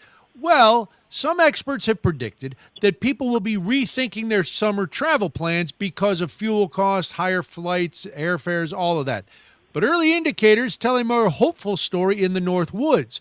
Visitor numbers to the area over Memorial Day weekend are giving business owners hope that summer season will be successful. So we thought, why not talk to a business owner in the Northwoods? That's how we have Lena Motola here. She is the owner of Lena's Northern Pines Resort. It is up in near Butternut Lake. Yep. On Butternut Lake. Yes. And she's here to join us to talk about the hopes for the summer and the challenges of Northwoods business owners. Lena, thanks for being here. We do appreciate your time today. So I guess I'll start with this because it was the focus of the story that brought us to you. How was business at Northern Pines over Memorial Day, and historically, has that been for you a good indicator of what the summer will be like? Well, good morning, everybody. My pleasure to be here with you, Brian and Jamie. I appreciate everybody reaching out to me. In answer to your question, Memorial Day was a very good day for us, our weekend rather, up here at the Northern Pines. It is an indicator of how we feel the summer will be for us. So very exciting. The turnout was very good. That's excellent. And we're glad to hear that for sure. And when it comes to summer tourism for the Northern Pines Resort, I mean, how important is it for businesses just like yours and to that local economy of the Butternut area, Lena? It's important in many ways, not only for my business, but for those people that travel and want a vacation and they lodge with us. They're also coming through the local town of Park Falls and Butternut. They stop for gas. They stop for extra groceries. I have 10 lodging units here at the Northern Pines, and some of them have full kitchens. So people are stopping within the local area to load up in order to reside with us and enjoy, whether it's a 3, 4, 5-day stay down on beautiful Butternut Lake. Now, northernpines.net is the website for if you want to check out Lena's Northern Pines Resort, and why wouldn't you? But we were focusing on tourists, and are people still going to come to that area? But how have rising fuel costs affected you at the Northern Pines? Fuel costs are always a concern for everybody. I do not have gas on site. My concern is the dent in people's pocketbooks ahead of time in getting gas, being able to afford to travel. A lot of people travel 6, 7, 8 hours to our resort, and some of them are hauling boats, and you got to take in that extra cost factor, too, of refueling your boats just to enjoy yourself out on the lake. I do have 3 pontoons for rental. That comes into play also. Now, when you have guests coming in and out and you're doing the check-in, check-out process, are you hearing anything from them about, are they talking about the gas prices, what it took for them to get there, or are they just happy to be on vacation, Lena? It's a combination of both, Jamie. Some people, there's a little bit of grumblings when you sit and you talk with them, it was expensive to get here, but other people are just absolutely delighted to get away from work, get away from the everyday bump and grind, and come out and enjoy themselves out on the lake and have a nice little campfire. And we've got a beautiful restaurant also. It's like a supper club with great dining and a great view of the lake. Lena Motola is our guest. She's the owner of Lena's Northern Pines Resort in Butternut Lake. Northernpines.net is the website to check it out. Well, you mentioned a couple things, so I am just now becoming familiar with your place through your website. It looks gorgeous. Tell people who may be thinking of coming up to the Northwoods, tell us about the Northern Pines Resort. And it's an absolute gem on the lake. My husband and I have owned it now for 2 years. We're the proud new proprietors. It's a supper club fashion on the inside. We have the hot buffets. We have breakfast on Saturday and Sunday mornings. We have prime rib on Saturday nights. Friday night is our seafood buffet. We have buy one, get one free pizzas on Wednesdays. $10 Tuesdays with our burgers and fries and sandwiches. And going back to buffet breakfast, Saturday, Sunday mornings from 9 a.m. till noon. For those that are snowmobiling, those that are ATVers, the trails come right through our property there. And we have 10 units for lodging that are available year-round. I've had an opportunity to visit Lena's resort when I've been up visiting our Civic properties in Park Falls, and it is absolutely beautiful. Lena, what are the bookings looking like for the rest of the summer? Is everything full? Do you guys have some capacity for anybody who might be interested in checking you out? Oh, Jamie, July and August are pretty packed, but there is a little wiggle room in there during the week. The weekends are pretty well taken right now. We have, we're proud to say, we have 6 wedding receptions happening between July and September. Holy buckets. And there's a 60-year Marine Corps reunion going on where they've rented the whole place for 5 days in late August. Wow. You do not have to reside with us in order to rent a pontoon. Pontoons, you can come to the site. They have to stay on Butternut Lake. But if you want to take your family out for a day out on the lake, that is no problem. Just get a hold of me. That sounds terrific. With the concerns, and I'm glad to hear that you guys did well over Memorial Day weekend, and the numbers seem to prove out that other businesses in the area have done that. Are local businesses or the chambers of commerce looking at different ways? It doesn't sound like you need to worry, but were there contingency plans to try to draw more visitors in if things did not go or start to not go as well? I don't know so much on the chambers what their game plan was, but mine was for discounted pricing if things were to have gone south. A nice thing about Park Falls, who's just 2 minutes down the road from me, they they passed new regulations on the streets where with the ATVs, UTVs, they can ride on more. They have more street access now in the town of Park Falls that leads out to my place of business, which was exciting when they passed that last year. Yeah, because then you could drive the ATV to dinner. Yes. Get that seafood buffet and then zip home. When you talk with other businesses in the area, maybe other resort owners, bait shop owners, I know that's always big in that area because of the fishing, any of those small business owners, are you hearing, is there any uncertainty from them over what's happening with the gas prices this summer? Well, we have several gas stations in the town of Park Falls. There are some talks about the uncertainty with what's going on overseas and that the blockade, as everybody knows, that's going on. Everybody's hoping for the blockade to stop, get everything moving and going again. And I think that'll take a lot of pressure off people's mindsets. I know that does weigh heavily on people's minds right now. What is going on overseas without getting really detailed. Yeah. Mm-hmm. Well, we are glad to hear that things not only at Lena's Northern Pines Resort in Butternut Lake, but all across the Northwoods, by all indicators, people want to get away. As you said, Lena, it's the time of year where you're thinking, I got to get away from everything. And looking at Butternut Lake and the whole Northwoods area, that's the place to do it. Yeah. So continued success.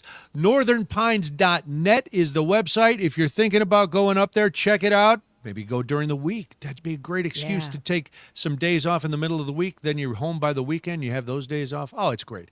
Lena Motola is the owner of Lena's Northern Pines Resort. Again, northernpines.net. Lena, thanks for being with us this morning. Have a great weekend. Thank you so much. You guys have a great weekend, everybody. Thank you. You too. Thank you so much, Lena. There you go. It does the pictures. It's gorgeous. It looks exactly like where I'd want to be. Yeah, it's absolutely beautiful. The cabins look great, and she had me at We Rent Pontoon Boats. I'm yes, like, dude, yes. I am on the lake nonstop. I will tell you that having had the chance to, on our own, travel up in the Northwoods, and then also because obviously Civic Media now has properties in the Northwoods, it is if you really want to get away and you just want to relax and you just want a slower pace of life, but you really love outdoors and you want the kids to be able to just run around, there are so many great resorts just like Northern Pines for you to get up there and just live like a much easier few days, right? Jamie, since you're a suit, let me ask you this. How would a proposal to say go up and community outreach to our properties in the Northwoods? Maybe we do a week from Hayward and, I have access to a pontoon boat and a cabin and Parker can push me around the lake.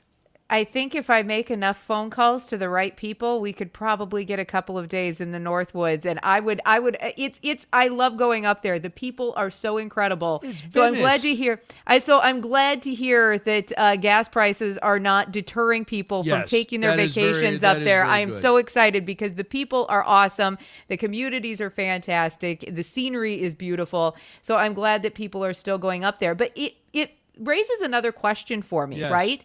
Are people going to look, families especially, people looking for a vacation, because of the gas prices and because it's so expensive to travel right now, are places like Butternut going to become more mainstream while we're dealing with these economic issues because it is slower, even though you do have to pay the gas to get there? It's a little bit more inclusive, right? You're not paying for all of these other things. It's not big resorts that are super expensive. You're not doing the airfare. I wonder if places like Northern Pines do become more, mainstream over the next few months while we deal with the economic issues. Well, that's the gamble that they're taking based on the story that we saw on WPR and the Chamber of Commerce up there. That yes, they're counting on people saying, okay, instead of going on, a coast-to-coast road trip or taking a flight somewhere with the whole family, we're going to stay a little closer to home, and there's plenty to do.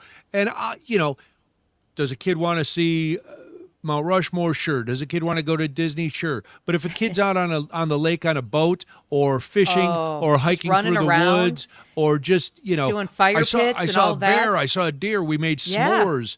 That's a great vacation for a kid. It's a great vacation for an old man, too. Now that I'm saying it, I'm like, man, I'm painting a pretty good picture. And I'm telling you, there is my husband is a hammock person, right? Like my husband is the type of guy who loves to put a hammock up somewhere between two trees, and he's just going to nap there all day in the breeze. And I am telling you right now that if you want a slower vacation, right, and you're really thinking about it this year, the Northwoods, no matter where you go up there, perfect hammock weather, perfect hammock atmosphere is what you're going to find.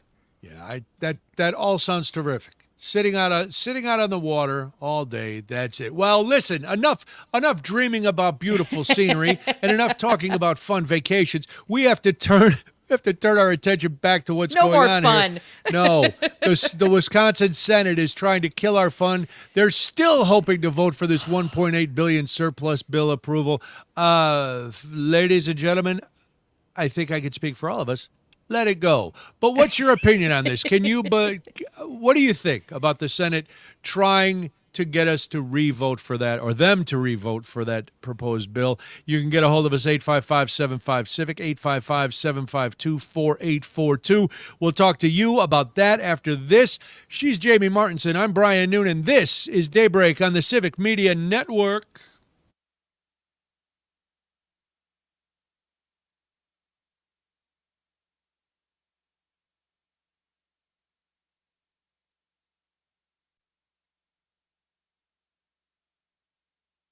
Want to join in on the conversation? Call or text 855-75-CIVIC. Now back to Brian and Jamie. Good morning. Thank you so much for joining us today on the Civic Media Network. It is 22 minutes after 8. We're glad that you decided to join us today. I'm Jamie Martinson. And good morning. Welcome. I'm Brian Noonan. This is, once again, and here's our question for you. Should the Wisconsin Senate just let the spending bill go? You voted on it. You said no. Then the Fiscal Bureau came out and said, well, guess what? It's going to actually cost us a ton of money. Should they just drop it? 855-75-CIVIC, 855-752-4842. Well, the Wisconsin Senate Republicans, much like our current administration, will not let things go. They said they could bring back the $1.8 billion tax and spending package if 2 more Republican senators change their votes and support the proposal. We were this close. Don't you remember just a few days ago, though, when Senate Minority Leader Diane Hesselbein basically said that there was no plans for a second vote? No plans. We're not coming back. There's not going to be a special session. Put a cork in it. It's done. Well, the bill narrowly failed in the Senate last month after 3 Republican senators voted against it. So now a Marquette poll found that 80% of Wisconsin voters support the proposal, but that is misleading, right, Jamie? Yes. It is very misleading, simply because I think I'm going to say that when this poll was actually done, 80% approved it. And then a few days later, we found out through a budget analysis what it would do to the state deficit, which was put the deficit into the red by more than this $2 billion surplus, by about $1 billion more. So about $3.5 billion into debt is where the state would go because of this particular bill. Then when Marquette redid that poll, the number of people who supported it went down to 69%. And at face value, it seemed like a really good deal, right? There were going to be rebate checks that were going to go out to Wisconsin residents, maybe a couple $100 here or there. And then, of course, it looked like there was going to be some short-term funding for the schools. I know for some people, it did not go deep enough because it really affected special education.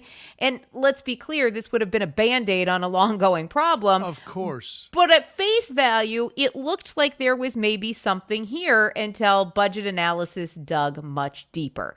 And then it turns out that it was the governor, Tony Evers, Speaker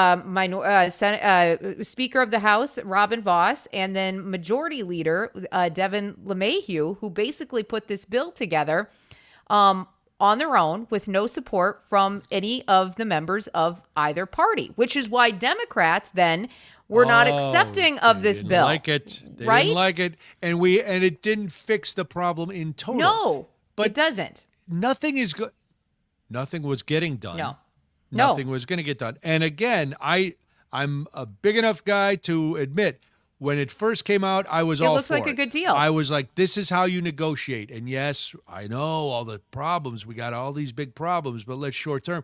And then when presented with new evidence, I'm unlike a MAGA voter. I am able to look at new evidence and say, oh, let me analyze this, and I changed my mind. And so now, no, you don't.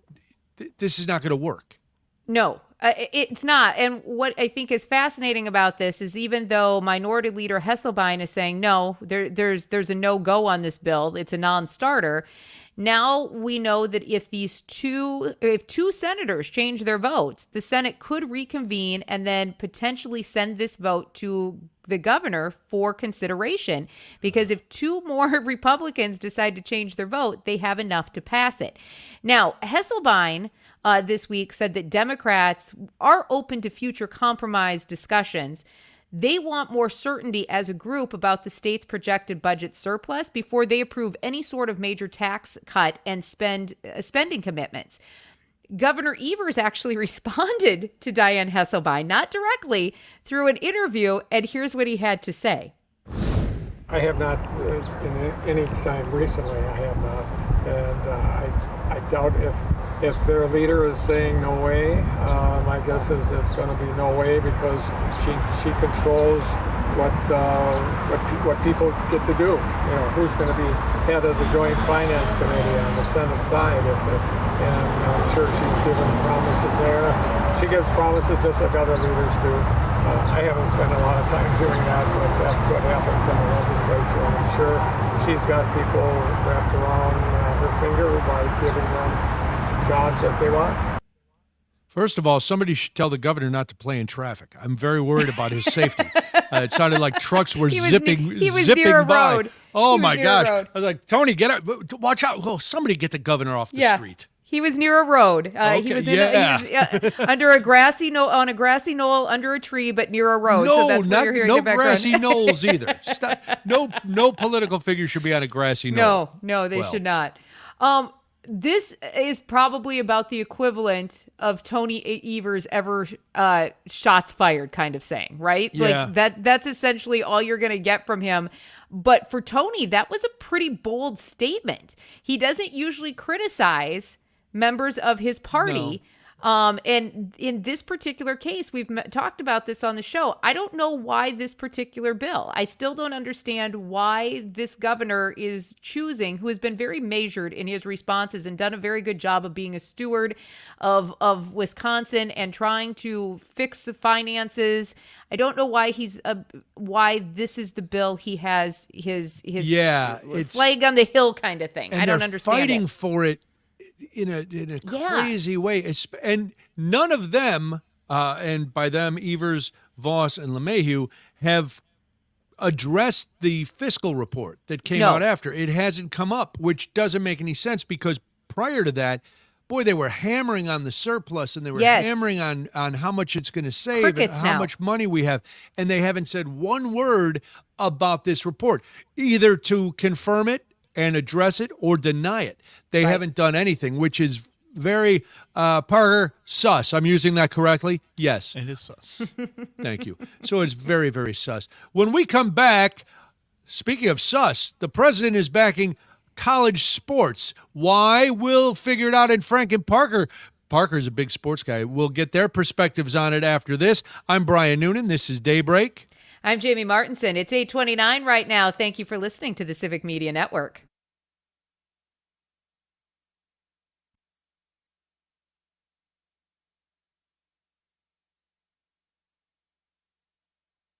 Fairly solid and better than expected. It's Daybreak with Brian and Jamie.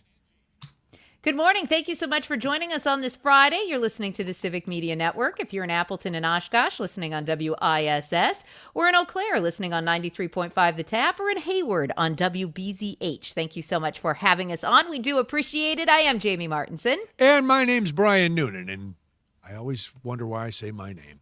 Not my name, but anyway, hi, welcome. You want to jump in? I'm having an internal struggle, and I shouldn't do it with you. It's okay. That's all with me. But Frank, our executive producer, and Parker, our technical producer, are joining us for this because it involves sports. And Frank is a former sports station programmer, huge sports fan. Parker hosts a show on the weekends that runs about 187 times during the week called, Hot Takes with Parker, or Make the Call. The Beardless Prognosticator. What's the name of your show? Oh, no, we're going to have to rename the show now that I don't have a beard. We are going to have to rename the show.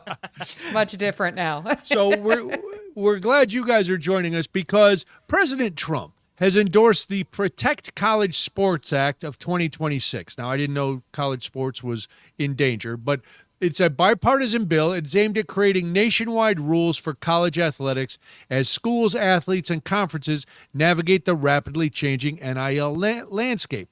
The legislation would limit athletes to one penalty-free transfer, cap college eligibility at 5 years, prohibit former professional athletes from competing in college sports, and establish a rule preventing schools from hiring another team's head coach before that coach's season is complete.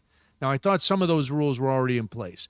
It will also provide additional antitrust protections for the NCAA, address conference realignment issues, and create new guidelines for how conferences negotiate and sell media agreements. The president said college sports have become increasingly difficult to manage because of lawsuits, NIL deals, transfer portal movement, and rising costs, warning that schools could face financial strain without clearer national standards. We know that's been a big conversation at UW-Madison. It's been a big conversation all over, trying to get money brought in so that schools can navigate this NIL stuff. A lot of it I don't understand. The transfer portal I don't get.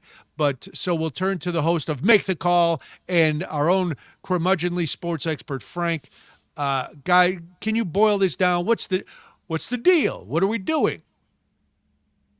Parker, go ahead. I will. While civility. While we were off in the break, we were saying that you guys are kind of suspicious a little bit of this, and what's the motivation? Yeah, what's the motivation? Honest to God, I think that this is exactly why Donald Trump wanted to be president. To fix college sports? Yes, I honestly do. Because I think that it matters to him so much that he gets to host the World Cup this year, that he gets to host the Olympics in a couple of years. I think that stuff is so important to him. He's at all of these different sporting events all the time. I think he genuinely really cares about college sports, and that's what he's doing this for. No, is it partly because it endears him to that fan base? That's right? what especially in the southern states, because obviously this is going to involve some of those really big colleges who have some of the top athletes, right? And so those are the ones who get picked up in a lot of the times in the portals that they're transferring because they want more opportunities. And I think, to Parker's point, it endears the president a little bit to that particular fan base a little bit more, and I think that's what it is. We've seen him actually go to some of these events where he gets booed, right? But if you're trying to fix college sports, to what Parker's saying, does it make you a more likable character for those fans that booed you? I knew there was something cooking, and you guys bring up a good point. I don't think it will. I think the college sports fans are looking at this, and if their school is benefiting from the transfer portal, or if they have boosters and alumni who are given a lot of money that they don't have to deal with NIL, they don't need the president to fix it, and they don't need a bipartisan commission. But it is. I think it's not a government issue. I don't believe. No. I think it's up to the NCAA to work on it and figure it out, and they better figure it out fast because it's not going anywhere. And I don't know. I think having pro athletes not play in college makes sense. I think limiting college, the eligibility requirement of 5 years, that makes sense. I don't know how I don't know how to fix the transfer portal because I don't understand it. I do think kids. It doesn't make sense. I do think athletes should be able to make some money. I'm a fan of NIL just because the universities make so much money off of, especially the primary sports, but it does help lesser sports down the aisle. So I'm good with all that. But so what's going to change, Frank? What does this proposed act do that isn't already being done? Basically puts everybody on a level playing field in theory, because right now with NIL and Did Frank freeze? That's an untimely. remember when this no. was introduced? My God, there we this go. is going to He's become back. the wild, wild west. Because can you hear me? Yeah, you froze for you a froze minute. for We just a missed- second.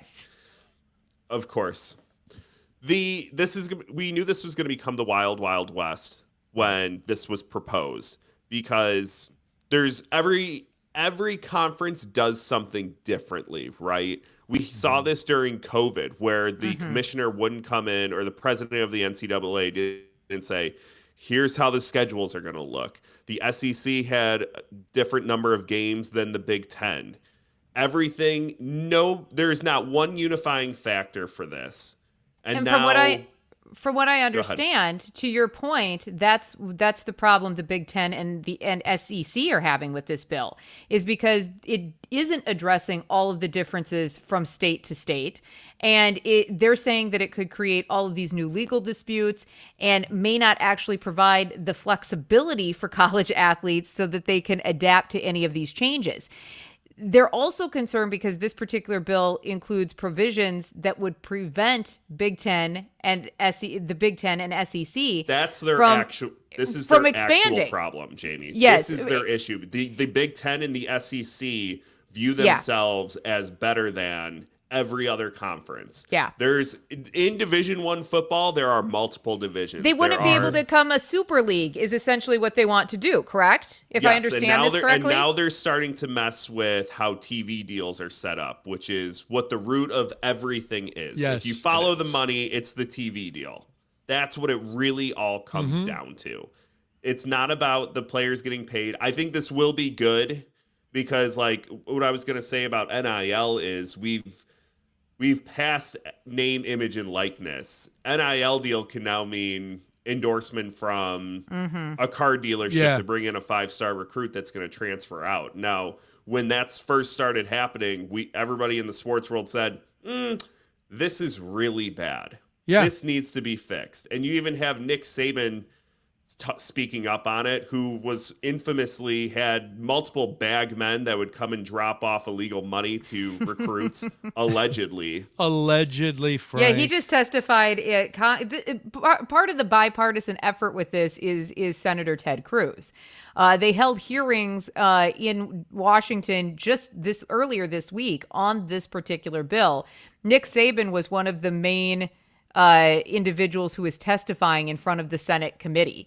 There were several people at that particular table, but Nick Saban got a majority of the questions as somebody who has been involved as a coach for not only college level, but also professional level. So obviously the senators had a lot of questions directed specifically for Nick Saban. What's keeping the NCAA from actually, they love to pretend they're in charge with all different other kind of minor situations. Why are they so hesitant to sit everybody down and go, this is how it's going to be? We're going to, even if they gerrymander the maps a little, to go, okay, the conferences can't be, you can't make the Big Ten into 14 teams. It just doesn't make sense. And I know that's an old argument, but it's still the same thing. It's like, how do these, and is Missouri really in the Southeast? I don't think so. So, the SEC is a powerhouse division. The Big Ten's a powerhouse division, but why can't the NCAA do something? Why won't they?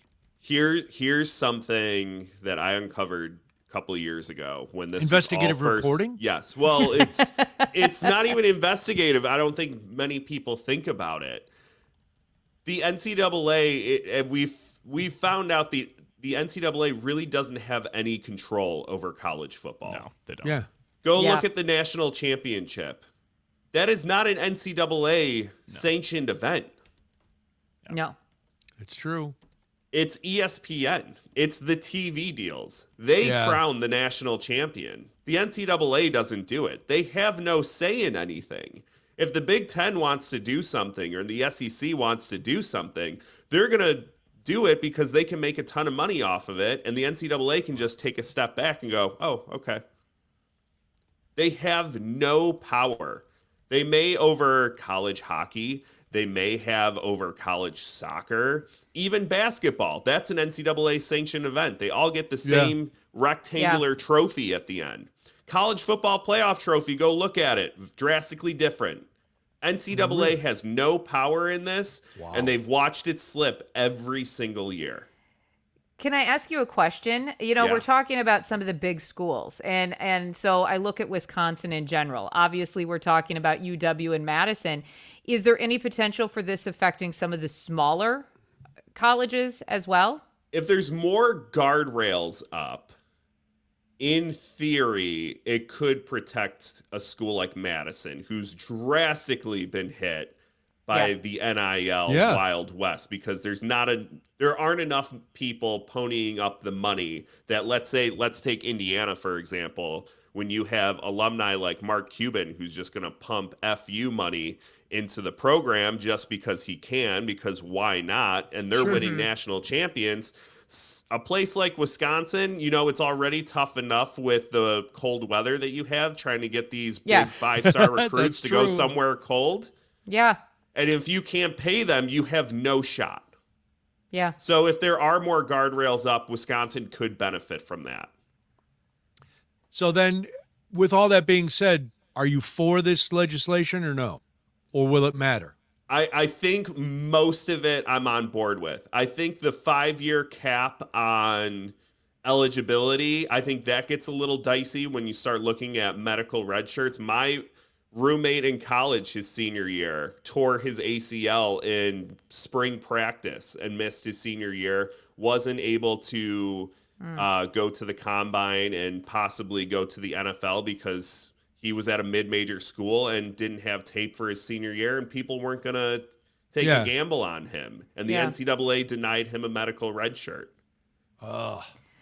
So I think that's where it gets really dicey, and I wouldn't agree with that portion. I think the TV deal thing's not going to go through. Yeah. I think the transfer stuff, yes, really good. I think coaches shouldn't be able to just go to a school once bowl season starts. If you're in the playoff, Lane Kiffin shouldn't have to go to LSU before he finishes his season.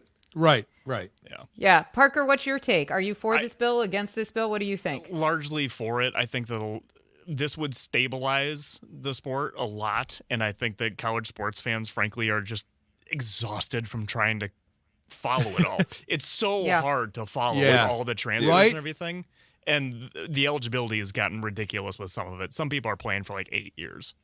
Yeah, that's no good. College is a 4-year, maybe 5-year deal. That's But all right. Hey, guess what? It's Friday.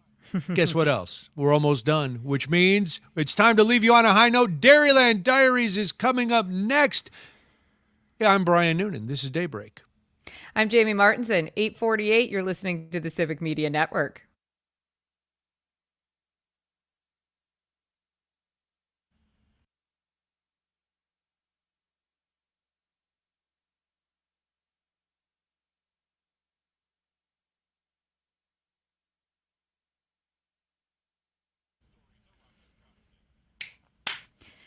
It's 8:52 right now. I hope I'm supposed to talk. I don't have audio. When music plays over StreamYard. Okay, all right. I was I think I'm supposed to talk right now. Yeah, we're jumping around.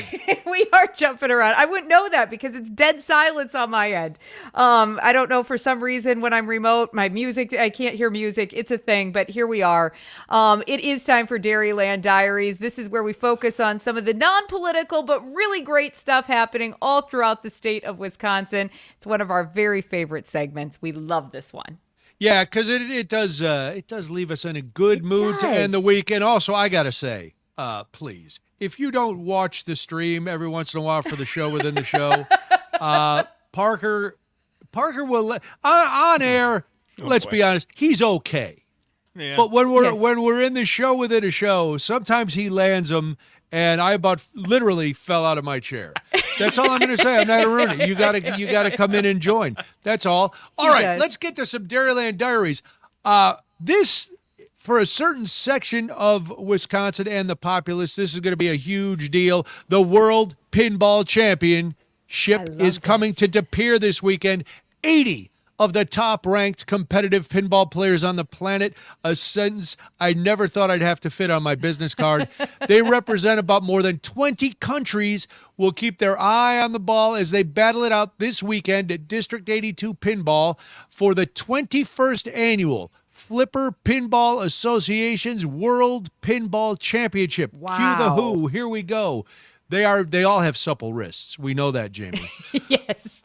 For District 82, the arcade that opened in 2018, hosting the most prestigious event in competitive pinball, is a bonanza of all bonus points.